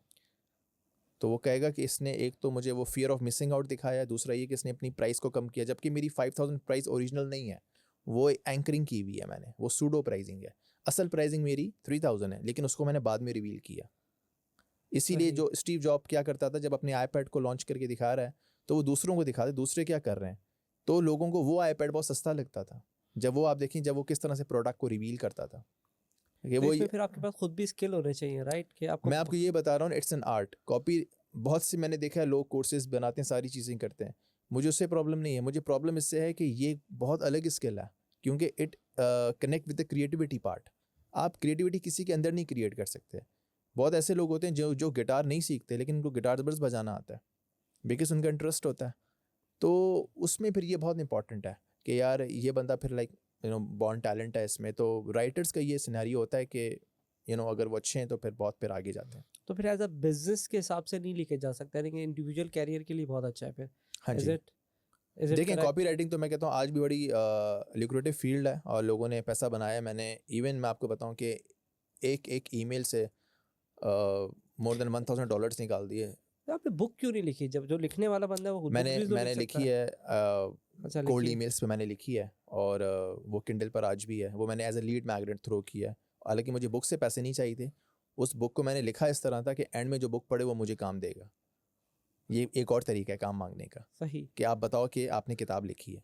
तो बहुत दफ़ा मेरा क्लाइंट ऐसे ही आ जाता है। वो तो जो कॉपी राइटिंग के कैरियर में आते हैं वो भी तो लिख सकते हैं, लिख और वो सकते हैं, कैंडल पे भी तो जा सकते हैं। हाँ, ये तो एक अलग डायमेंशन आ गई है। बिल्कुल। आपने ऐड कर दिया ना, एक नया स्ट्रीम ऐड कर दिया पैसे कमाने का। हाँ। तो मेरे पास जो भी आता है मैं उसको एक बुक दे तो देता हूँ। अमेजोन किंडल आपने ट्राई किया है कभी? मतलब लोगों को मैंने रिकमेंड एज अ करते हैं? प्लेटफॉर्म उस पर कुछ मतलब नहीं किया, हम्म। लेकिन मैंने पास्ट में काम किया था। लेकिन उसमें ये है कि देखें, वो है तो बुक्स ना। हम्म। एक प्रोडक्ट को आप लेके आ रहे हैं किसी के अगेंस्ट, लेकिन बुक बहुत जल्दी आ जाती है। तो उसकी जो साइकिल है बहुत फास्ट है। और उस वक्त मैं बहुत कुछ अलग चीज़ें कर रहा था, तो मैंने फिर नहीं आया। लेकिन यस, मैंने वहाँ पे जो बुक अपलोडिंग प्रोसेस है बहुत ईजी है। अमेज़ॉन आपको कोई चार्ज नहीं करता, और ये नहीं है कि आप दुनिया में कहीं से भी बैठ के अपनी बुक अपलोड कर सकते हैं। तो वो लाइव होती है, और अगर अच्छी है तो बिकेगी भी। लेकिन मेरा पर्पस ये था कि मैंने उसके थ्रू क्लाइंट जो है वो गेन करना था। तो अगर कोई क्लाइंट आता है, मैं उसको ये कहता हूँ कि लेट्स, अगर आपको मेरी स्किल्स पे कोई डाउट है, आप मेरी बुक पढ़ लें, आप देख लें मेरा काम क्या है। तो उसके अंदर ठीक उसको है। मेरी नॉलेज नज़र आती है, वो डेफिनेटली मुझे काम दे देता है। तो ये चीज़ मुझे हेल्प कर रही होती है सेलिंग में। अच्छा, एक अल्फाज मैं आजकल बहुत सुन रहा हूँ, फुल स्टैक मार्केटर, ये क्या चीज़ है? अच्छा, फुल स्टैक मार्केटिंग में ये होता है कि इवन मैं अपनी प्रोफाइल पे भी यूज़ किया, हम्म। कि ओवरऑल जो एक copy writer, it's like more like a marketer. तो उसका एक बेसिक पर्पस होता है कन्वर्जन लेके आना। तो अब आप अगर लाइक पोस्ट एआई सिर्फ एक स्पेसिफिक चीज़ को पिक करेंगे, तो मे बी आपके ज़्यादा पैसे नहीं बनेंगे। तो ओवरऑल एज अगर मार्केटर आप सोच रहे हैं, तो फिर आपको सोशल मीडिया को भी देखना है, आपने ईमेल्स को भी देखना है, आपने ब्रांडिंग पार्ट को भी देखना है। तो इन सारी चीज़ों को जब हम कवर करते हैं, तो it's like full stack marketing, जिसमें आपकी इंस्टा, फेसबुक, आपकी ईमेल्स, आपकी जो है वो ब्लॉग्स, आपकी वेबसाइट, ये सारी चीज़ें किस तरीके से आपकी ओवरऑल फनल की सीक्वेंस है, ये सब चीज़ें जब जो हम कंबाइन करते हैं, इसको फुल स्टैक मार्केटिंग कहते हैं। और ये जो सारा ठीक है। लाइक इस पे जो सर्विसेज प्रोवाइड करता है, तो वो फुल स्टैक मार्केटर होता है। क्योंकि एज अ मार्केटर उसका काम यह है कि सोशल मीडिया की रील्स भी अच्छी होनी चाहिए, कॉपी भी ठीक होनी चाहिए, हैशटैग्स भी ठीक होनी चाहिए, ब्लॉग्स भी ठीक होनी चाहिए, ईमेल सीक्वेंसेस भी ठीक होनी चाहिए। तो overall as a marketing perspective से देखेगा, that's why it's called like तो फुल ये स्टैक। सारी स्किल्स फिर उसको सीखनी पड़ेंगी, राइट? देखें, बिल्कुल आनी चाहिए, क्योंकि मैं एज अ अपने आप को कॉपी राइटर कहता हूँ, लेकिन now I am a full stack marketer, क्योंकि मैंने इन सारी चीज़ों पे काम करना है। ठीक है, तो मैंने फिर इंस्टाग्राम को भी देखना है कि उसकी रील्स का कैप्शन किस तरीके से है, क्योंकि उसका जो रील का हुक है वो आपको, आप आजकल आप देखें इंस्टाग्राम पे जो है वो रील पे स्क्रीन टेक्स्ट आता है। उस टेक्स्ट को कभी हम पढ़ के भी जो है ना वो स्टॉप कर देते हैं, हम देखते हैं उस रील को। तो वो टेक्स्ट भी जो है, मैं लाइक एक क्लाइंट को मैं सर्विस देता हूँ, तो उनका मैं टेक्स्ट भी लिख रहा होता हूँ। तो ये भी आपके व्यूज़ लेके आता है, क्योंकि लेट्स से अगर एक रील पे कोई 1 मिलियन व्यूज़ हैं, तो वो एक अच्छी ट्रैफिक उसको ड्राइव करके देगी। तो यहाँ पे ज़रूर जो है वो फुल स्टैक मार्केटिंग का जो ओवरऑल आता है फिर ठीक हमारे है। पास। इसमें कोई टूल्स भी आप सजेस्ट करते हैं कि ये टूल्स होने चाहिए? नहीं, टूल्स तो इस पे कुछ नहीं है। इसमें बस ये कि आपकी understanding in a broader sense होनी चाहिए कि आप एक मार्केटर हैं। It's not just a copy writer. आपने ओवरऑल उसकी ब्रांडिंग के पार्ट को देखना है, उसकी ब्रांड को अपनी वॉइस देनी है। तो मैं अपने आप को इस तरह से पोजीशन किया हुआ है। तो चाहे वो ईमेल कॉपी हो, वो रील हो, वो सोशल मीडिया हो, मैं सब कर सकता हूँ। क्योंकि मेरा जो विजन है वो ओवरऑल है कि मैंने इस ब्रांड को वॉइस देनी है। तो it's a full stack marketing services. अच्छा, क्या आप रिकमेंड करते हैं, कौन सा सोशल मीडिया है जो आप कहते हो कि यार ये बेस्ट है, मतलब इस पे क्लाइंट को आप स्विच ऑन करा सकते हो, या इससे आप ज़्यादा लीड्स उठा सकते हो? देखें, सबसे बड़ा जो लीड मैग्नेट के लिए ये प्लेटफॉर्म यूज़ होता है वो फेसबुक होता है। क्योंकि सब सारे लोग फेसबुक पे मौजूद हैं, आपके एड्स फेसबुक पे चल रहे हैं। फेसबुक के पास सबसे ज़्यादा डेटाबेस है इस वक्त, राइट? तो ठीक है। अगर आपने लीड्स को कैप्चर करना है, तो आपका अगर पेज इस्टेब्लिश है और आपने बस एड्स रन करने हैं, और फिर आपने प्रॉपर टारगेटिंग करनी है, और वहाँ से फिर अपनी लीड्स को आप फिल्टर करेंगे। उसमें फिर आपकी, अगर आप रील्स लगाते हैं, उस रील को बूस्ट करते हैं या उस पर ऐड चलाते हैं, तो डेफिनेटली आपको ट्रैफिक लेके आएगी और आपके पास अच्छी लीड्स आएंगी। अभी जैसे पेज की बात की है, मुझे तो नहीं लगता कि आजकल फेसबुक के पेज इतने ज़्यादा काम करें, अब तो देखें, ज़्यादातर पर्सनल पे चल रहा है। एग्जैक्टली वो यही होता है कि लोगों के बिजनेस पेजेस भी होते हैं और उनकी अपनी पर्सनल प्रोफाइल्स भी होती हैं। पर्सनल प्रोफाइल से वो जो है अपने आप को प्रमोट करते हैं, डेफिनेटली वही ट्रैफिक लेके आ रहा होता है। लेकिन एट टाइम्स आपके पास अगर आपके बिजनेस पेजेस हैं, ठीक है, आप एक पेज रन करते हैं तो आपको ज़्यादा मैट्रिक्स देता है, तो आपके हम्म। एड्स वगैरह वहाँ से रन होते हैं, वो ज़्यादा बेहतर है। इसको आपको क्या लग रहा है नेक्स्ट 5 ईयर के अंदर कि हर कॉपी कंटेंट राइटर को या कॉपी राइटर को इस जगह आना पड़ेगा, सारी उसको चीज़ें सीखनी उसको पड़ेगी? उसको as a full stack marketer बनना चाहिए, क्योंकि यहीं पे सबसे ज़्यादा अपसेलिंग होती है। मेरे पास एक बंदा जो है वो कहता है कि आप लैंडिंग पेज लिखते हैं, मैं उसको लैंडिंग पेज लिख के दूंगा, तो मैं उसको क्यों जाने दूँ? मैं उसको बाकी सर्विसेज अपसेल करूंगा, मैं उसको ईमेल सीक्वेंसेस बेचूंगा, मैं उसको सोशल मीडिया हैंडलिंग दूंगा, मैं उसको अपना रिकरिंग क्लाइंट बनाऊंगा। तो अगर मुझे सारी चीज़ें पता होंगी, ठीक है, तभी मैं उसको, अब हो सकता है कि कोई एरिया मेरा वीक हो सकता है इसमें, वहाँ पे मैं किसी के साथ कोलैबोरेशन करूंगा। लेट्स से मेरा graphics for example weak area, तो मैं किसी ग्राफिक्स वाले जो डिज़ाइनर उससे बात कर लूँगा कि लेट्स से मेरे पास ग्राफिक्स का काम है तो मैं आपको दूंगा। तो ठीक इस है। तरह से ये होता है कि आपकी अब सेलिंग हो जाती है। तो ओवरऑल आपने as a full stack marketer ही सोचना है। मार्केटिंग स्ट्रेटजी की अगर हम बात करें, जी, तो इसमें आपको अपने क्लाइंट हासिल करने के लिए तो भी तो ये सारी चीज़ें आनी चाहिए, इज़ इट बिल्कुल राइट आनी ना? चाहिए, बिल्कुल क्योंकि आप आनी जब चाहिए। तक आप खुद अपने लिए करेंगे सबसे पहले, जो मैं आपकी बात से समझा, तो देन आप उसको प्रोवाइड कर एग्जैक्टली सकते। आप इसको अपने लिए अगर टेस्ट करेंगे, तो मैंने देखा है कि मैं रील्स भी बना रहा होता हूँ, मैं उन पे ये जिस तरह का एक कैप्शन होता है वो यूज़ करके, अभी एक मैंने कैप्शन यूज़ किया था, तो उस पे मैंने देखा था कि नॉर्मल रील्स पे 3-4 के व्यूज़ थे, उस पे 50 के व्यू थे। तो उस पे ठीक। 50 के व्यू कैसे आ गए?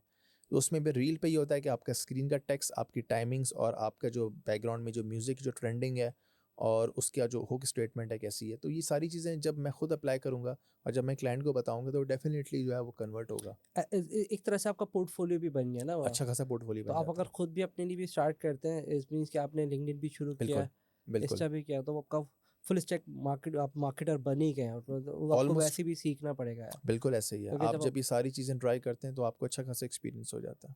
बिल्कुल ऐसे ही है। अभी आपकी नज़र में कितने लोग हैं मार्केट में, कितना कंपटीशन है इसके अंदर, इस एरिया के अंदर? इतना ज़्यादा नहीं है, क्योंकि अच्छे मार्केटर्स नहीं हैं। लोगों को इतना अभी उस तरह से अंडरस्टैंडिंग नहीं है, उनका क्रिएटिव साइड वो स्ट्रॉन्ग नहीं है। कलर साइकोलॉजी नहीं पता, ब्रांड की हैंडलिंग कैसे होती है, ब्रांड को क्या वॉइस देनी है, इनको भी वो चीज़ नहीं पता। जैसे मैंने कहा कि इस लोगों की अपनी स्टडी कम है। जितना ज़्यादा स्टडी करेंगे, जितना ज़्यादा पढ़ेंगे, उतना पता चलेगा एक ब्रांड को आपने किस तरीके से प्रमोट करना होता है, क्योंकि एक अच्छा खासा एक वो ज़ाहिर रेवेन्यू है। तो हम जब बड़े-बड़े ब्रांड्स देखते हैं, क्यों ज़ारा अपने आप को स्टैंड आउट करता है, क्यों आइकिया अपने आप को स्टैंड आउट करता है, वो ऐसा क्या कर लेते हैं? तो उनके पीछे अच्छे खासे स्टोरी बोर्ड्स होते हैं, अच्छे प्रॉपर एक टीम बैठी होती है जिन्होंने छोटी-छोटी चीज़ों को वो कनेक्टिंग द डॉट्स वाली एग्जांपल है कि आगे ऐसे लेके जाना होता है। तो सिर्फ़ ऐसा नहीं है कि आपने एक बस कॉपी लिख दी, पीछे पूरी एक स्ट्रैटेजी होती है कि यार क्या मार्केटिंग कैंपेन्स आ रही हैं, हमें कैसे ब्लैक फ्राइडे को कैसे हमें प्रमोट करना है। तो वो एक अपनी पूरी ब्रांडिंग लेके चल रहे होते हैं। तो डज़न्ट मैटर कि क्रिसमस है या नहीं है, उनकी सेल्स उस हिसाब से आ रही होती हैं। डन हो गया।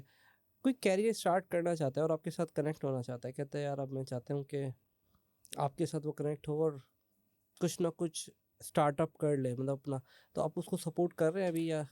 मैं उसको ऐसे सपोर्ट कर रहा हूँ, देखिए लेट्स से फेसबुक पे मेरे पास कोई 10 के 11 की ऑडियंस है, अब सबको तो मैं नहीं जानता, हम्म। ठीक है।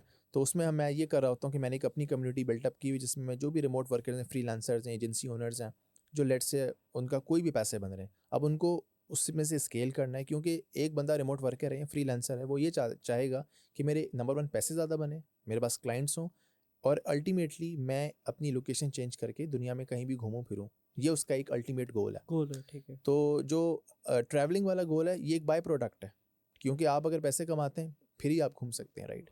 तो उसमें मैं हेल्प करता हूँ कि जो मैं कम्युनिटी रन करता हूँ उसको मैंने इनर सर्कल नोमैड्स का नाम दिया है। नोमैड्स ठीक है। मीन्स योर डिजिटल लाइफस्टाइल, और इनर ठीक है। सर्कल एक काइंड ऑफ कि यार ये एक हमारी अपनी प्राइवेट कम्युनिटी है। इसमें एक फेसबुक ग्रुप भी है जो कि if someone can not afford वो देख ले वहाँ से, लेकिन इफ एक बंदा कहता है सेल्फ इन्वेस्टमेंट करनी है या मेरे से कनेक्टेड रहना है, या अगर मुझे वो डीएम करता है या अगर उसको मेरा रिस्पॉन्स चाहिए, तो I will be like for him 24/7, क्योंकि these guys are paying my bills.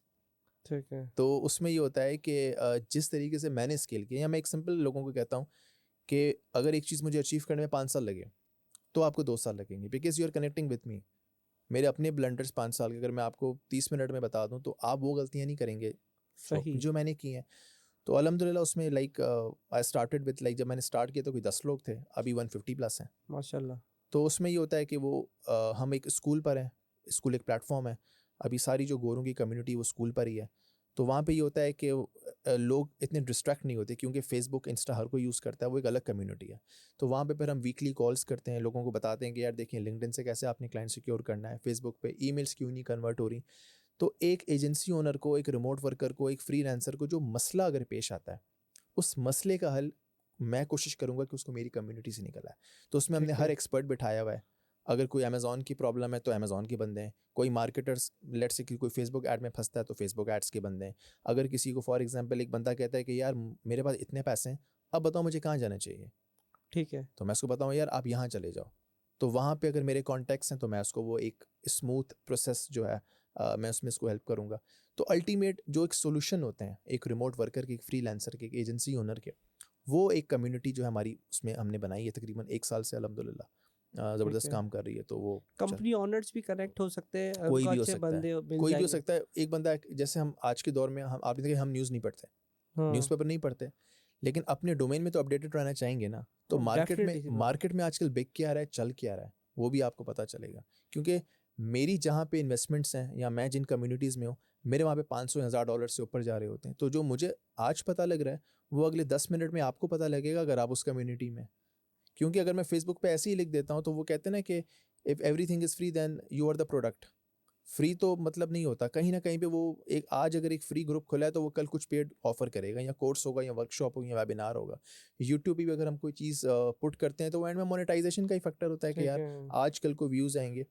तो जहाँ भी आपका थोड़ी बहुत भी इन्वेस्टमेंट लगती है ना, तो वहाँ पे आप स्केल करते हैं, क्योंकि आपको होता है यार मैंने यहाँ पे पैसे खर्च किए हैं, और तो ही आपका जो एक इंटरेस्ट होगा ना उसको सीखने में होगा। तो उस पे फिर हम काम कर रहे हैं। यानी कि बहुत आसान हो गया कि सारे जब एक साथ बैठ गए तो एक-दूसरे के साथ कोलैबोरेशन भी हो गई है, कोई चीज़ अगर नहीं है तो उसके क्या। मैं इसको इस चीज़ में ये कहता हूँ कि एक लॉ ऑफ अट्रैक्शन है, what you seek is seeking you वाली बात है। अगर एक जगह पे 100 से ज़्यादा लोग हैं जो कामयाब हैं, आप अगर उस कम्युनिटी में, तो देयर इज़ अ चांस कि आप भी कामयाब हो जाएंगे। एक्टिव होते हैं ये लोग सारे क्यों मतलब। नहीं होते हैं, मैं करता हूँ ना उनको एक्टिव, नहीं तो वो नहीं होंगे उसमें। मेरा पर्पज़ ही उनको एक्टिव करने का है, बिकॉज एक सिस्टम ही मैंने ऐसा बनाया हुआ है कि every one is like accountable. ठीक तो है। ज़ाहिर है उनको मेरी सपोर्ट है, मैं उनको हेल्प भी कर रहा हूँ, तो वो कहीं ना कहीं पे अगर कोई उनको अटैक करेगा डेफिनेटली जवाब देंगे। चलिए तो बहुत अच्छा काम है, मतलब इसमें आपके पास सारे लोकली आपके साथ कनेक्ट हो जी, गए और आपको इसके साथ। ऐसा ही है। और इसको मैंने बहुत reasonable, like it's a $10 community that makes ठीक है। 3000 मेक्स ₹100 रोज का। अब अगर कोई इससे भी नीचे आता है तो वो फिर ज़कात का फॉर्म डिक्लेरेशन भेजे फिल करे, क्योंकि दैट इज़ द मिनिमम। हम पाकिस्तान की इकोनॉमी को देख के हम कहते हैं एक बंदा अफोर्ड कर सकता है। हाँ, $10 तो कुछ भी नहीं है। $10 कुछ भी नहीं है, और मतलब अपॉर्चुनिटीज़ भी तो उसको बहुत। अपॉर्चुनिटीज़ हैं उसको। अगेन मैंने उसकी एंट्री फ़ी रखी है, लेकिन उसको मैं वेव भी करता रहता हूँ। लेकिन आई फील कि $10 कम्युनिटी इज़ वेरी रीजनेबल। एक बंदे को, जो बंदा 500 हज़ार कर रहा है, वो कहेगा ठीक है मुझे अपडेट्स मिल रही हैं। चलिए जो आपकी कम्युनिटी को ज्वाइन करना चाहता है उसके बाद क्या फ्यूचर आप उसको प्लान दिखाते हैं? नेक्स्ट 5 ईयर में आप कहाँ अपने आप को मैं फोरकास्ट कर रहे हैं? उसको ये कह देता हूँ कि अल्टीमेटली जो चीज़ें जिससे चीज़ों से मैंने स्केल किया है, वो सारी मैंने जो है इन फॉर्म ऑफ वीडियोस रख दी हैं। ठीक अब है। अगर वो उस रोड मैप को फॉलो करता है, उस वीडियोस को, प्रॉपर लेक्चर्स को, या जो मेरी पोस्ट को फॉलो करता है, so there is a chance कि उसके स्केल होने के ज़्यादा चांसेस हैं। क्योंकि हमारे पास फॉर द पास्ट कोई 1.5 ईयर ऐसे लोग थे कि जो 9 to 5 जॉब वाले थे, उनकी लेट्स एजेंसीज़ में जॉब थी, वो एजेंसीज़ बंद हो गई, तो वो लेट्स उन्होंने मुझसे कॉन्टैक्ट किया, उनको मैंने गाइड किया, उनकी लिंक्डइन से जॉब लग गई। कोई $500 पे लगा, कोई 1000 पे लगा, कोई उससे ऊपर पे लगा। तो कोई ऐसे भी थे जो मेरे सामने यूएस गए, कोई दुबई गए, कोई बाकू में बैठा हुआ है, कोई मलेशिया में बैठा हुआ है, वो वहाँ से रिमोट वर्किंग कर रहे हैं। तो मैं उनको ये भी बताता हूँ कि पाकिस्तान में लेट्स से आपको पता है कराची में कुछ ऐसे इलाके कितने एक्सपेंसिव है, लेकिन हमारे एक दोस्त हैं वो बाकू में रहते हैं, तो 3 लोग हैं, उन तीनों ने अपार्टमेंट लिया हुआ है $350 का, कुछ भी नहीं है $350। बेहतरीन ठीक है। इंफ्रास्ट्रक्चर है, और 3 लोगों में डिवाइड होता है तो 150-150, मतलब दैट इज़ वेरी कुछ चीप। भी नहीं है, हाँ। तो वो लाइफ़स्टाइल, अब अगेन एक बंदा कहता है मुझे नहीं पता, आप बताइए चले मैं कमा लेता हूँ, तो मैं उसको वो गाइड करूँगा कि यार आपने इससे मिलना है, इस तरीके से करना है। तो उनकी स्केलिंग वाला पार्ट, और उनकी जो लेट्स से अगर वो पाकिस्तान से कहीं बाहर ऑपरेट करना चाहते हैं अपनी एजेंसी को, तो वो मैं उनको गाइड कर सकता हूँ कि यार आपने इधर जाना चाहिए। यानी कि आप उसका पूरा फ्यूचर प्लान, उसका डिज़ाइन आपके साथ है। एग्जैक्टली, तो वो क्योंकि यही तो रिस्पॉन्सिबिलिटी आपकी है, इसी बात के तो पैसे हैं, वरना एग्जैक्टली तो वो खुद भी नहीं भाग तो वो जाएगा। खुद भी कर ले, यूट्यूब पे जाए और एजेंट के मुझे तो ये पास। लग रहा है कि उनके लिए भी ज़्यादा बेनिफिट है जो एजेंसी ओनर्स हैं, जिनको बंदे चाहिए होते हैं, या कंपनी ओनर्स भी हैं अगर बहुत बात। दफ़ा हमारी कम्युनिटी से लोग हायर कर लेते हैं, उनको पता होता है कि डिसिप्लिन है, लोग प्रॉपरली बैठे हुए हैं इसमें, तो अच्छी हायरिंग हो जाती है। लोगों को at times within the community उनको हायर हो जाते हैं। जो लोग बेचारे जिनकी जॉब खत्म हो जाती है उनको द नेक्स्ट, अगर लेट से मैं पोस्ट कर दूं कि यार इस बंदे की ये क्वालिफिकेशंस हैं, आप देख लो उसको, कोई ना कोई इसको हायर कर लेता है, क्योंकि पीछे वो देखते हैं कि नाम मेरा है, वेरीफाइड है ना। वेरीफाइड है, क्रेडिबिलिटी है, तो वो कहते हैं कि ठीक है। तो ये भी दैट्स अ गुड थिंग। और तो ऑनलाइन सेशंस भी चल रहे हैं ऑनलाइन community हमारी वीकली सेशंस होते हैं, जिसको मैं वीकली ब्लॉकर्स कॉल कहता हूँ कि आपका कोई भी प्रॉब्लम है, मैंने उसका सोल्यूशन बता दिया, क्योंकि every problem comes with a solution. तो मेरा ठीक है। काम ही सोल्यूशन प्रोवाइड करना है। तो उसमें फिर हम जूम सेशंस करते हैं, 2-2 ढाई-ढाई घंटे की कॉल्स जाती हैं एवरी सैटरडे। यानी कि ये तो एक तरह से उसकी अपनी सेल्फ इन्वेस्टमेंट हो गई ना, जो वो $1000 अगर दे रहा है तो उसकी सेल्फ कुछ भी इन्वेस्टमेंट। नहीं, हाँ बिल्कुल। तो उसमें ही होगा, अकाउंटेबल होगा ग्रुप्स के साथ। फिर हमारे मीटअप्स होते हैं, हम मतलब लाइक बाहर भी लाइक अगर हम होते हैं तो अब मुझे सबसे बड़ा फ़ायदा ये होता है कि जैसे एक मेरा कम्युनिटी का मेंबर है, वो बाकू में है, राइट। अब मैं वहाँ पे गया तो मेरा ऑलमोस्ट एक्सपेंस मेरा आधा हो गया, क्योंकि उसने मुझे एक तरह से जो है वो उसने हॉस्पिटैलिटी दी। तो आपको आइडिया सजेशन देता है ये यहाँ रहने इधर का। रहना चाहिए, ये आप ट्रेन यूज़ करें, ये सारी चीज़ें। तो मैंने देखा कि यार अगर मुझे नहीं पता होता तो मेरे तो अच्छे खासे एक्सपेंसेस लग जाते। तो ऐसे ही अगर मैं दुबई जाता हूँ या कहीं और जाता हूँ, तो यहाँ पे जब आपके नेटवर्क होते हैं ना, तो वो फिर एक दूसरे को, क्योंकि उनको पता होता है सपोर्टिव। कि एक ही कम्युनिटी, एक ही फैमिली है। तो अल्हम्दुलिल्लाह उसमें बहुत मज़ा आया आपके साथ बात करके, लेकिन कभी कोई ऐसा लगता हो कि आपको कोई ऐसा सवाल मैंने आपसे नहीं किया हो I guess in terms of यार मैं ये मैं चाहता था कि आप मुझसे डिस्कस करें, नहीं, इन terms of copy writing, content writing मैं एंड। सिर्फ ये चाह रहा होता हूँ कि लोगों के अंदर मैंने ये सिनेरियो देखा है कि एक जो सेल्फ इन्वेस्टमेंट है, वो हर किसी को जो है वो टैग कर देते हैं कि यार एक बंदा अगर कोई भी अच्छा काम भी कर रहा है तो ये बोल देंगे ये मंजन है। हाँ ये बहुत ज़्यादा ये चलता है। ये एक होता है। हालांकि बहुत दफ़ा ऐसा होता है कि कहीं भी ठीक भी होते हैं, लेकिन ये है कि बहुत से ऐसे लोग हैं जो ठीक काम कर रहे हैं। तो आप उनको ये देखें कि विदाउट लेट से आप उनके लिए अगर कुछ भी लिखते हैं तो ये देखें कि उनकी क्रेडिबिलिटी क्या है, उनका मार्केट में हो सकता है कुछ लोग क्योंकि आप हर किसी को सेटिस्फाई नहीं कर सकते। लाइक इफ़ यू मुश्किल है। Satisfy everyone then you are hypocrite. कोई ऐसा सेक्शन ज़रूर होगा जो शायद आपको नहीं पसंद करे, लेकिन आपने ये देखना है कि आपने मासेस को जितना बेहतरीन रिजल्ट्स दे सकते हैं, और उनको बताएं कि भाई अपने आप पे इन्वेस्टमेंट। कभी कभी हम किसी चीज़ पे पैसा लगाते हैं, ज़ाया कर देते हैं, लेकिन अपने पे लगाया जाने वाला जो पैसा है वो कभी आपका ज़ाया नहीं होता। आप कुछ सीखेंगे, चाहे वो $10 हो, 20 हो, कुछ भी पैसे लगाएंगे। मैंने आप पे इन्वेस्ट किया था कॉपी राइटिंग पे। मैं एक कम्युनिटी, सॉरी, कॉपी हैकर्स का कोर्स था, मैं हर मंथ उनको $250 देता था। महीने के रहे। महीने के $250 देता था। तकरीबन 6 महीने से ऊपर मैंने $250 दिए। तो मैंने सीखा उसमें से। तो मेरा प्रेशर होता था कि यार मैं $250 दे रहा हूँ। आज एक कम्युनिटी है नथिंग हेल्ड बैक के नाम से, उनको मेरा मंथली $500 जाता है। अब वो जब मेरे क्रेडिट कार्ड पे बिल आता है ना, $500 कट गए, तो इतना ज़्यादा प्रेशर होता है आप पे कि यार आपने उसमें से कुछ सीखना पैसे है। निकालने पूरे तो करने। पूरा पूरा दिन, इवन हमारी जब उनके साथ कॉल्स होती हैं, वो कॉल्स कोई 3 घंटे की जाती हैं, फिर वो उसकी एक पूरी ट्रांसक्रिप्ट देते हैं। तो पूरा सही पूरा है। दिन उसमें लग जाता है, क्योंकि आपके पैसे लगे होते हैं। और फिर हम जो सीख रहे होते हैं, तो वो फिर हमारे साथ जो कनेक्शंस में लोग होते हैं वो अपडेटेड होते हैं। देन आपने उसको फिर ऑप्टिमाइज करके उसको $10 में लाया कि यार नीचे तक। एग्जैक्टली अगर मुझसे अगर कोई कहता है कि मुझे ये चीज़ आप बता दें, तो मैं उसको कहता हूँ कि ठीक है, this is the road map, आप अगर अफोर्ड कर सकते हैं ठीक है, नहीं कर सकते, ये फेसबुक ग्रुप है, और मैं कभी उस पर पोस्ट भी लिख देता हूँ। तो उसमें क्योंकि मेरा at the end time barter में कर रहा हूँ, तो कहीं ना कहीं भी मुझे अपने उस टाइम को मोनेटाइज करना है, टाइम को कैपिटलाइज करना है कि यार एक बंदा कहता है यार मुझे कोई ज़रूरत नहीं है कम्युनिटी में आने की, मुझे आप कंसल्टेंसी कॉल देते हैं, मैं उसको कॉल दे दूंगा। लेकिन अब कॉल में मैं उसको कितना बताऊंगा, मतलब उसने फिर भी तो कहीं ना कहीं पे शायद उसको दोबारा ज़रूरत पड़ेगी।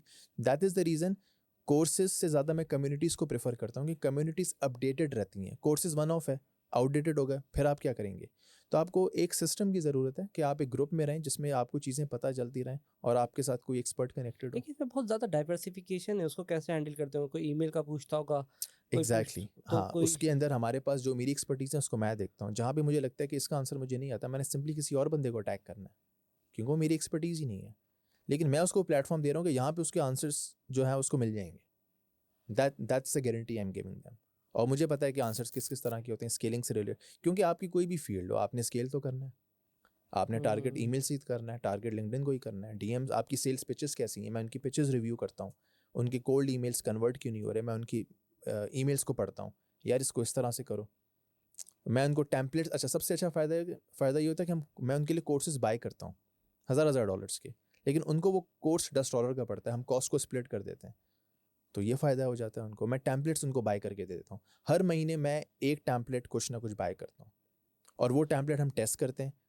अभी हमारे रिसेंटली एक टैम्पलेट लोगों ने यूज़ किया, कोल्ड ईमेल में लग गया, रिजल्ट्स आ रहे हैं। कोल्ड ईमेल से मुराद आपकी क्या, मतलब बल्क में ईमेल भेज देना? कोल्ड ईमेल में ये है कि लेट्स से आपके पास एक लीड है, आप उसको नहीं जानते, आपने उसको ठीक है। ईमेल भेज दी, उसने आपको बोल दिया आप अपनी प्राइसिंग दें, आपसे क्लोज हो गया, दैट इज़ कोल्ड। एक होती है अच्छा आगे जाके उसके बाद काम आपने कर दिया, वो फिर वार्म लीड हो गई, हॉट लीड हो गई। ठीक है। तो ये सीन होता है। तो बहुत कोई आपको लिस्ट दे दे सारी कोल्ड लीड्स हैं, ये आपको नहीं जानते ना आप इनको जानते हैं, तो फिर आप उनको ईमेल्स लाइक फिर ये भेजेंगे। तो उन लोगों के लिए भी बहुत अच्छा हुआ जैसे मैं भी हूँ जिनके पास डेटाबेस अपना 50,000 का वो ज्वाइन करें और वो आप बिल्कुल आप ये दिखा सकते हैं कि यार ये ईमेल्स को ज़रा देखें ये क्यों नहीं कन्वर्ट हुई, मैं उसकी कॉपी पढ़ूंगा, यार इसमें ये चीज़ कर लें, इसकी सब्जेक्ट लाइन को ऐसे बेहतर कर लें, इसमें आपने इसकी टाइमिंग शायद गलत हो, आपको ईमेल वेडनेसडे को भेजना चाहिए था, आपने मंडे को भेज दिया, मंडे को लोग ईमेल नहीं पढ़ते। हाँ ये मैंने देखा मैं मंडे वेडनेसडे को ही भेजता हूँ कल रात को ही भेजी हुई 12 बजे रात को। एग्जैक्टली तो ये अच्छा वीकेंड्स को आप ईमेल डिफरेंट टाइम्स पे भेजते हैं, तो हमें ये भी देखना होता है कि हमें ज़ाहिर है यूएस चलिए यूके। ये तो अच्छा हुआ मैंने ये खुद आइडेंटिफाई किया था टाइम कि हम्म। मैंने लास्ट टाइम मैंने देखा हाँ अभी अभी आपने टेस्टिंग की होगी ना कि यार हाँ मैंने ये देखा क्यों यार हो रहा कि मंडे को की ना तो नहीं गई फिर मैंने ट्यूसडे को की नहीं वेडनेसडे को 10 बजे भी करी ना तो रिप्लाई नहीं आता। है। वो मैंने एक दफ़ा 12 बजे किया तो और बहुत अच्छा रिजल्ट होता है उसका हाँ क्योंकि तो उस वक्त शायद वही उनका इनबॉक्स बिल्कुल खाली होता है। वो जैसे एग्जैक्टली ही लैंड करता है ना तो उसका आउटपुट आता है। ऐसे ही है, तो वही हम टेस्टिंग तो करते वो हैं। भी तो ये भी आई थिंक ये भी कंट्री बेस ही आपका होता होगा। ये भी कंट्री टू कंट्री वेरी करता होगा टाइम। देखिए नॉर्मली तो यूएस ही सबसे बड़ी मार्केट है। हाँ तो यूएस में मैं ये कहता हूँ कि नॉर्मली जो शाम के 7 मतलब हमारे यहाँ पे 7 बज रहे होते हैं तो वहाँ पे सुबह 9-10 बज रहे होंगे, तो शाम 7 से लेके पाकिस्तानी टाइम से रात 12 तक अच्छा टाइम है ईमेल्स का। ईमेल्स कर दें आप बस। ईमेल्स का या उनसे कांटेक्ट करने का, क्योंकि वो ऑफिस में होते हैं बिजी, मतलब वो जवाब देंगे आपको। लेकिन मैंने देखा है कि वेडनेसडे को रिजल्ट अच्छे आ जाते हैं या कभी तो तो यही टेस्टिंग से पता चलेगा ओवरऑल कि आपकी जो ऑडियंस है किस हाँ तरीके से और उसकी बेसिस पे आप सीक्वेंसेस को करा। अभी एक मैंने ईमेल पढ़ी थी, उस पर किसी ने रिस्पॉन्स दे किसी ने शेयर की थी मुझसे, उसमें उसने ये कहा था कि यार मैंने ना आपको थाईलैंड पे देखा था। अब वो कोई नहीं था थाईलैंड पे, लेकिन उसने कहा कि देखो भाई कहाँ पे देख लिया इसने थाईलैंड, वो ठीक है। ईमेल पढ़ी तो उसने उस वक्त उसको रोकने के लिए उस ईमेल में लिखा था कि मैंने आपको थाईलैंड में देखा था सब्जेक्ट अच्छा में। तो उसने कहा यार ये थाईलैंड में इसने देखा था मतलब, तो उसने उस ईमेल ओपन की और फिर उसने बोला कि यार मुझे आपसे ये काम है, और उसको वो डील क्लोज हो गई कि उसने कहा कि यार तुम्हारा तरीका बड़ा ज़बरदस्त था, तुमने मुझे लेकिन मतलब झूठ नहीं हो गया था। नहीं ना मतलब देखें ये अच्छा एक उसको तरह से वहां लोग जाके नीचे कवर कर दिया होगा क्या। फन मतलब लोग ऐसा फन वे में करते हैं ये चीज़ें, तो वो आपने बस इस तरह की चीज़ें करनी होती हैं तो एट टाइम्स काम कर जाती हैं आप, मतलब ह्यूमर को थोड़ा बहुत यूज़ करते हैं। मुझे याद है मैंने एक लिंक्डइन पे एक लीड है उसको मैसेज किया था कि यार हमें बहुत सिमिलैरिटीज़ हैं, उसने बोला कैसे, मैंने कहा we breathe the same we breathe the same air, hmm, हम एक ही हवा से सांस लेते हैं, तो that was a fun way तो चीज़ें जो है ना वो मतलब कभी निकल कभी आती काम हैं। कर जाती हैं। भी आपने कहा कि मैं बाकू गया और मेरी कम्युनिटी के मेंबर थे तो कुछ लोग हैं जो चाहते हैं आज़ाद परिंदे की तरह घूमें। तो नादान परिंदे। हाँ नादान परिंदे तो फिल्म में आ जाएगा। लेकिन कहते हैं कि यार मुझे कभी इस कंट्री में रहना है। हम्म जवानी है ना भी 18-20 साल के दिल हम्म करता है कि भी वहाँ से। तो उस सही है। तरह के लोगों को भी आप सपोर्ट करते हैं क्या है। हाँ उनको हम इस तरह से हेल्प आउट करते हैं कि एक बंदा है वो कहता है कि यार मेरे पैसे बनते हैं बताएं क्या करना चाहिए। क्योंकि बहुत दफ़ा ऐसा होता है आप डायरेक्ट तो यूएस यूके नहीं जा सकते, और मैं ये कहता हूँ कि आपका जो पासपोर्ट है वो आपका बहुत एक इंपॉर्टेंट डॉक्यूमेंट है, क्योंकि ये वो डॉक्यूमेंट है जो आपका एक लेगेसी में ट्रांसफ़र होता है। तो one must have like more than one passport. तो उसके लिए इंसान पहले अपनी पासपोर्ट हिस्ट्री को डेवलप करे। तो लेट से एक बंदा कहता है यार मैं यूएस यूके तो नहीं जा सकता, डॉलर्स में मतलब ज़ाहिर है मेरा स्पेंड होगा, तो भाई आप दुबई जाओ, आप बाकू जाओ, आप मलेशिया जाओ, थाईलैंड जाओ, कतर जाओ। मैंने अपनी जब जर्नी स्टार्ट की थी मैंने टर्की से की थी, तो टर्की में मैं लेट से अपने डॉलर्स में मैं कमाता था और मैं पैसे जो है वो लीरा में खर्च करता था। तो उसमें ये होता है कि आपको एक लाइफस्टाइल भी पता चल जाता है, और जब आप इस इन जगहों पे रहते हैं थोड़ा सा ज़्यादा प्रेशर आता है, तो लेटर ऑन फिर जो है आप यूएस में भी रह सकते हैं, यूके में भी रह सकते हैं, लेकिन आपकी जो असल सेविंग है वो आपकी इन कंट्रीज़ में होगी, क्योंकि रिकमेंडेड है कि आप अगर डॉलर्स में कमाते हैं फिर स्पेंड दूसरी करेंसी में करें, तभी आपकी सेविंग है। क्योंकि आप अगर $1000 $2000 बनाते हैं यूएस में, तो आपका इतना तो आपके अपार्टमेंट हो जाएगा, तो आपने क्या बचाना है। ऐसे कुछ तो है। लेट्स से एक बंदा अगर उधर नहीं जा सकता, आप टर्की जाएँ, बहुत ज़बरदस्त है, आपको लगे आप यूरोप में रहते हैं। इवन जो बाकू है वो आप प्योर आपको यूरोप वाइब्स देता है, और मलेशिया का तो वेदर इतना ज़बरदस्त है कि आप रोज़ हर दूसरे तीसरे घंटे में बारिश हो जाती है। दुबई का इंफ्रास्ट्रक्चर ऐसा है कि दुनिया की हर बेहतरीन चीज़ आपको दुबई में नज़र आएगी। मतलब अगर बेस्ट की बात करें तो आपको वो दुबई में, मिनी पाकिस्तान है, लोग उर्दू बोलते हैं, आप हिंदी बोलते हैं, लोग हाँ समझते हैं, मिक्स तो है। 2 घंटे में आप पहुंच गए। अब तो यहाँ से इवन बाकू की भी डायरेक्ट फ़्लाइट्स हैं। टर्की मतलब ये मुल्क आपके 4-5 घंटे दूर है। तो यहाँ से आप अगर अपना स्टार्ट करते हैं, रहते हैं, घूमते फिरते हैं, नेटवर्किंग करते हैं, ट्रैवलिंग करते हैं, तो आपकी जो प्रोफेशनल ग्रूमिंग भी होगी, पर्सनल भी होगी, और जो बंदा ट्रैवलिंग से जितना सीखता है ना, उससे बहुत ज़्यादा उसको फ़ायदा होता है, उसका एक माइंडसेट चेंज होता है और वो टियर 1 माइंडसेट में आता है। तो ये चीज़ें आपको बहुत हेल्प करती हैं। आप अगर अपने पैसे लाइक अच्छे बना रहे हैं, तो आई एम वंडरिंग कि फिर वो बंदा सिर्फ पाकिस्तान में क्यों बैठा हुआ है? वो तो दुनिया में किसी कोने में भी जा सकता है। तो अगर उसका एक कंट्री में वीज़ा नहीं लग रहा, दूसरी कंट्री चला जाए। तो मुझे लेट्स से अगर मैं यूएस में नहीं पहुंच पाया फॉर एग्जांपल, तो I been into more than 5 to 6 countries, तो मेरे लिए अच्छा है। मेरे पासपोर्ट हिस्ट्री तो डेवलप हुई है। अब अगर अप्लाई करूंगा तो क्यों रिजेक्ट होगा?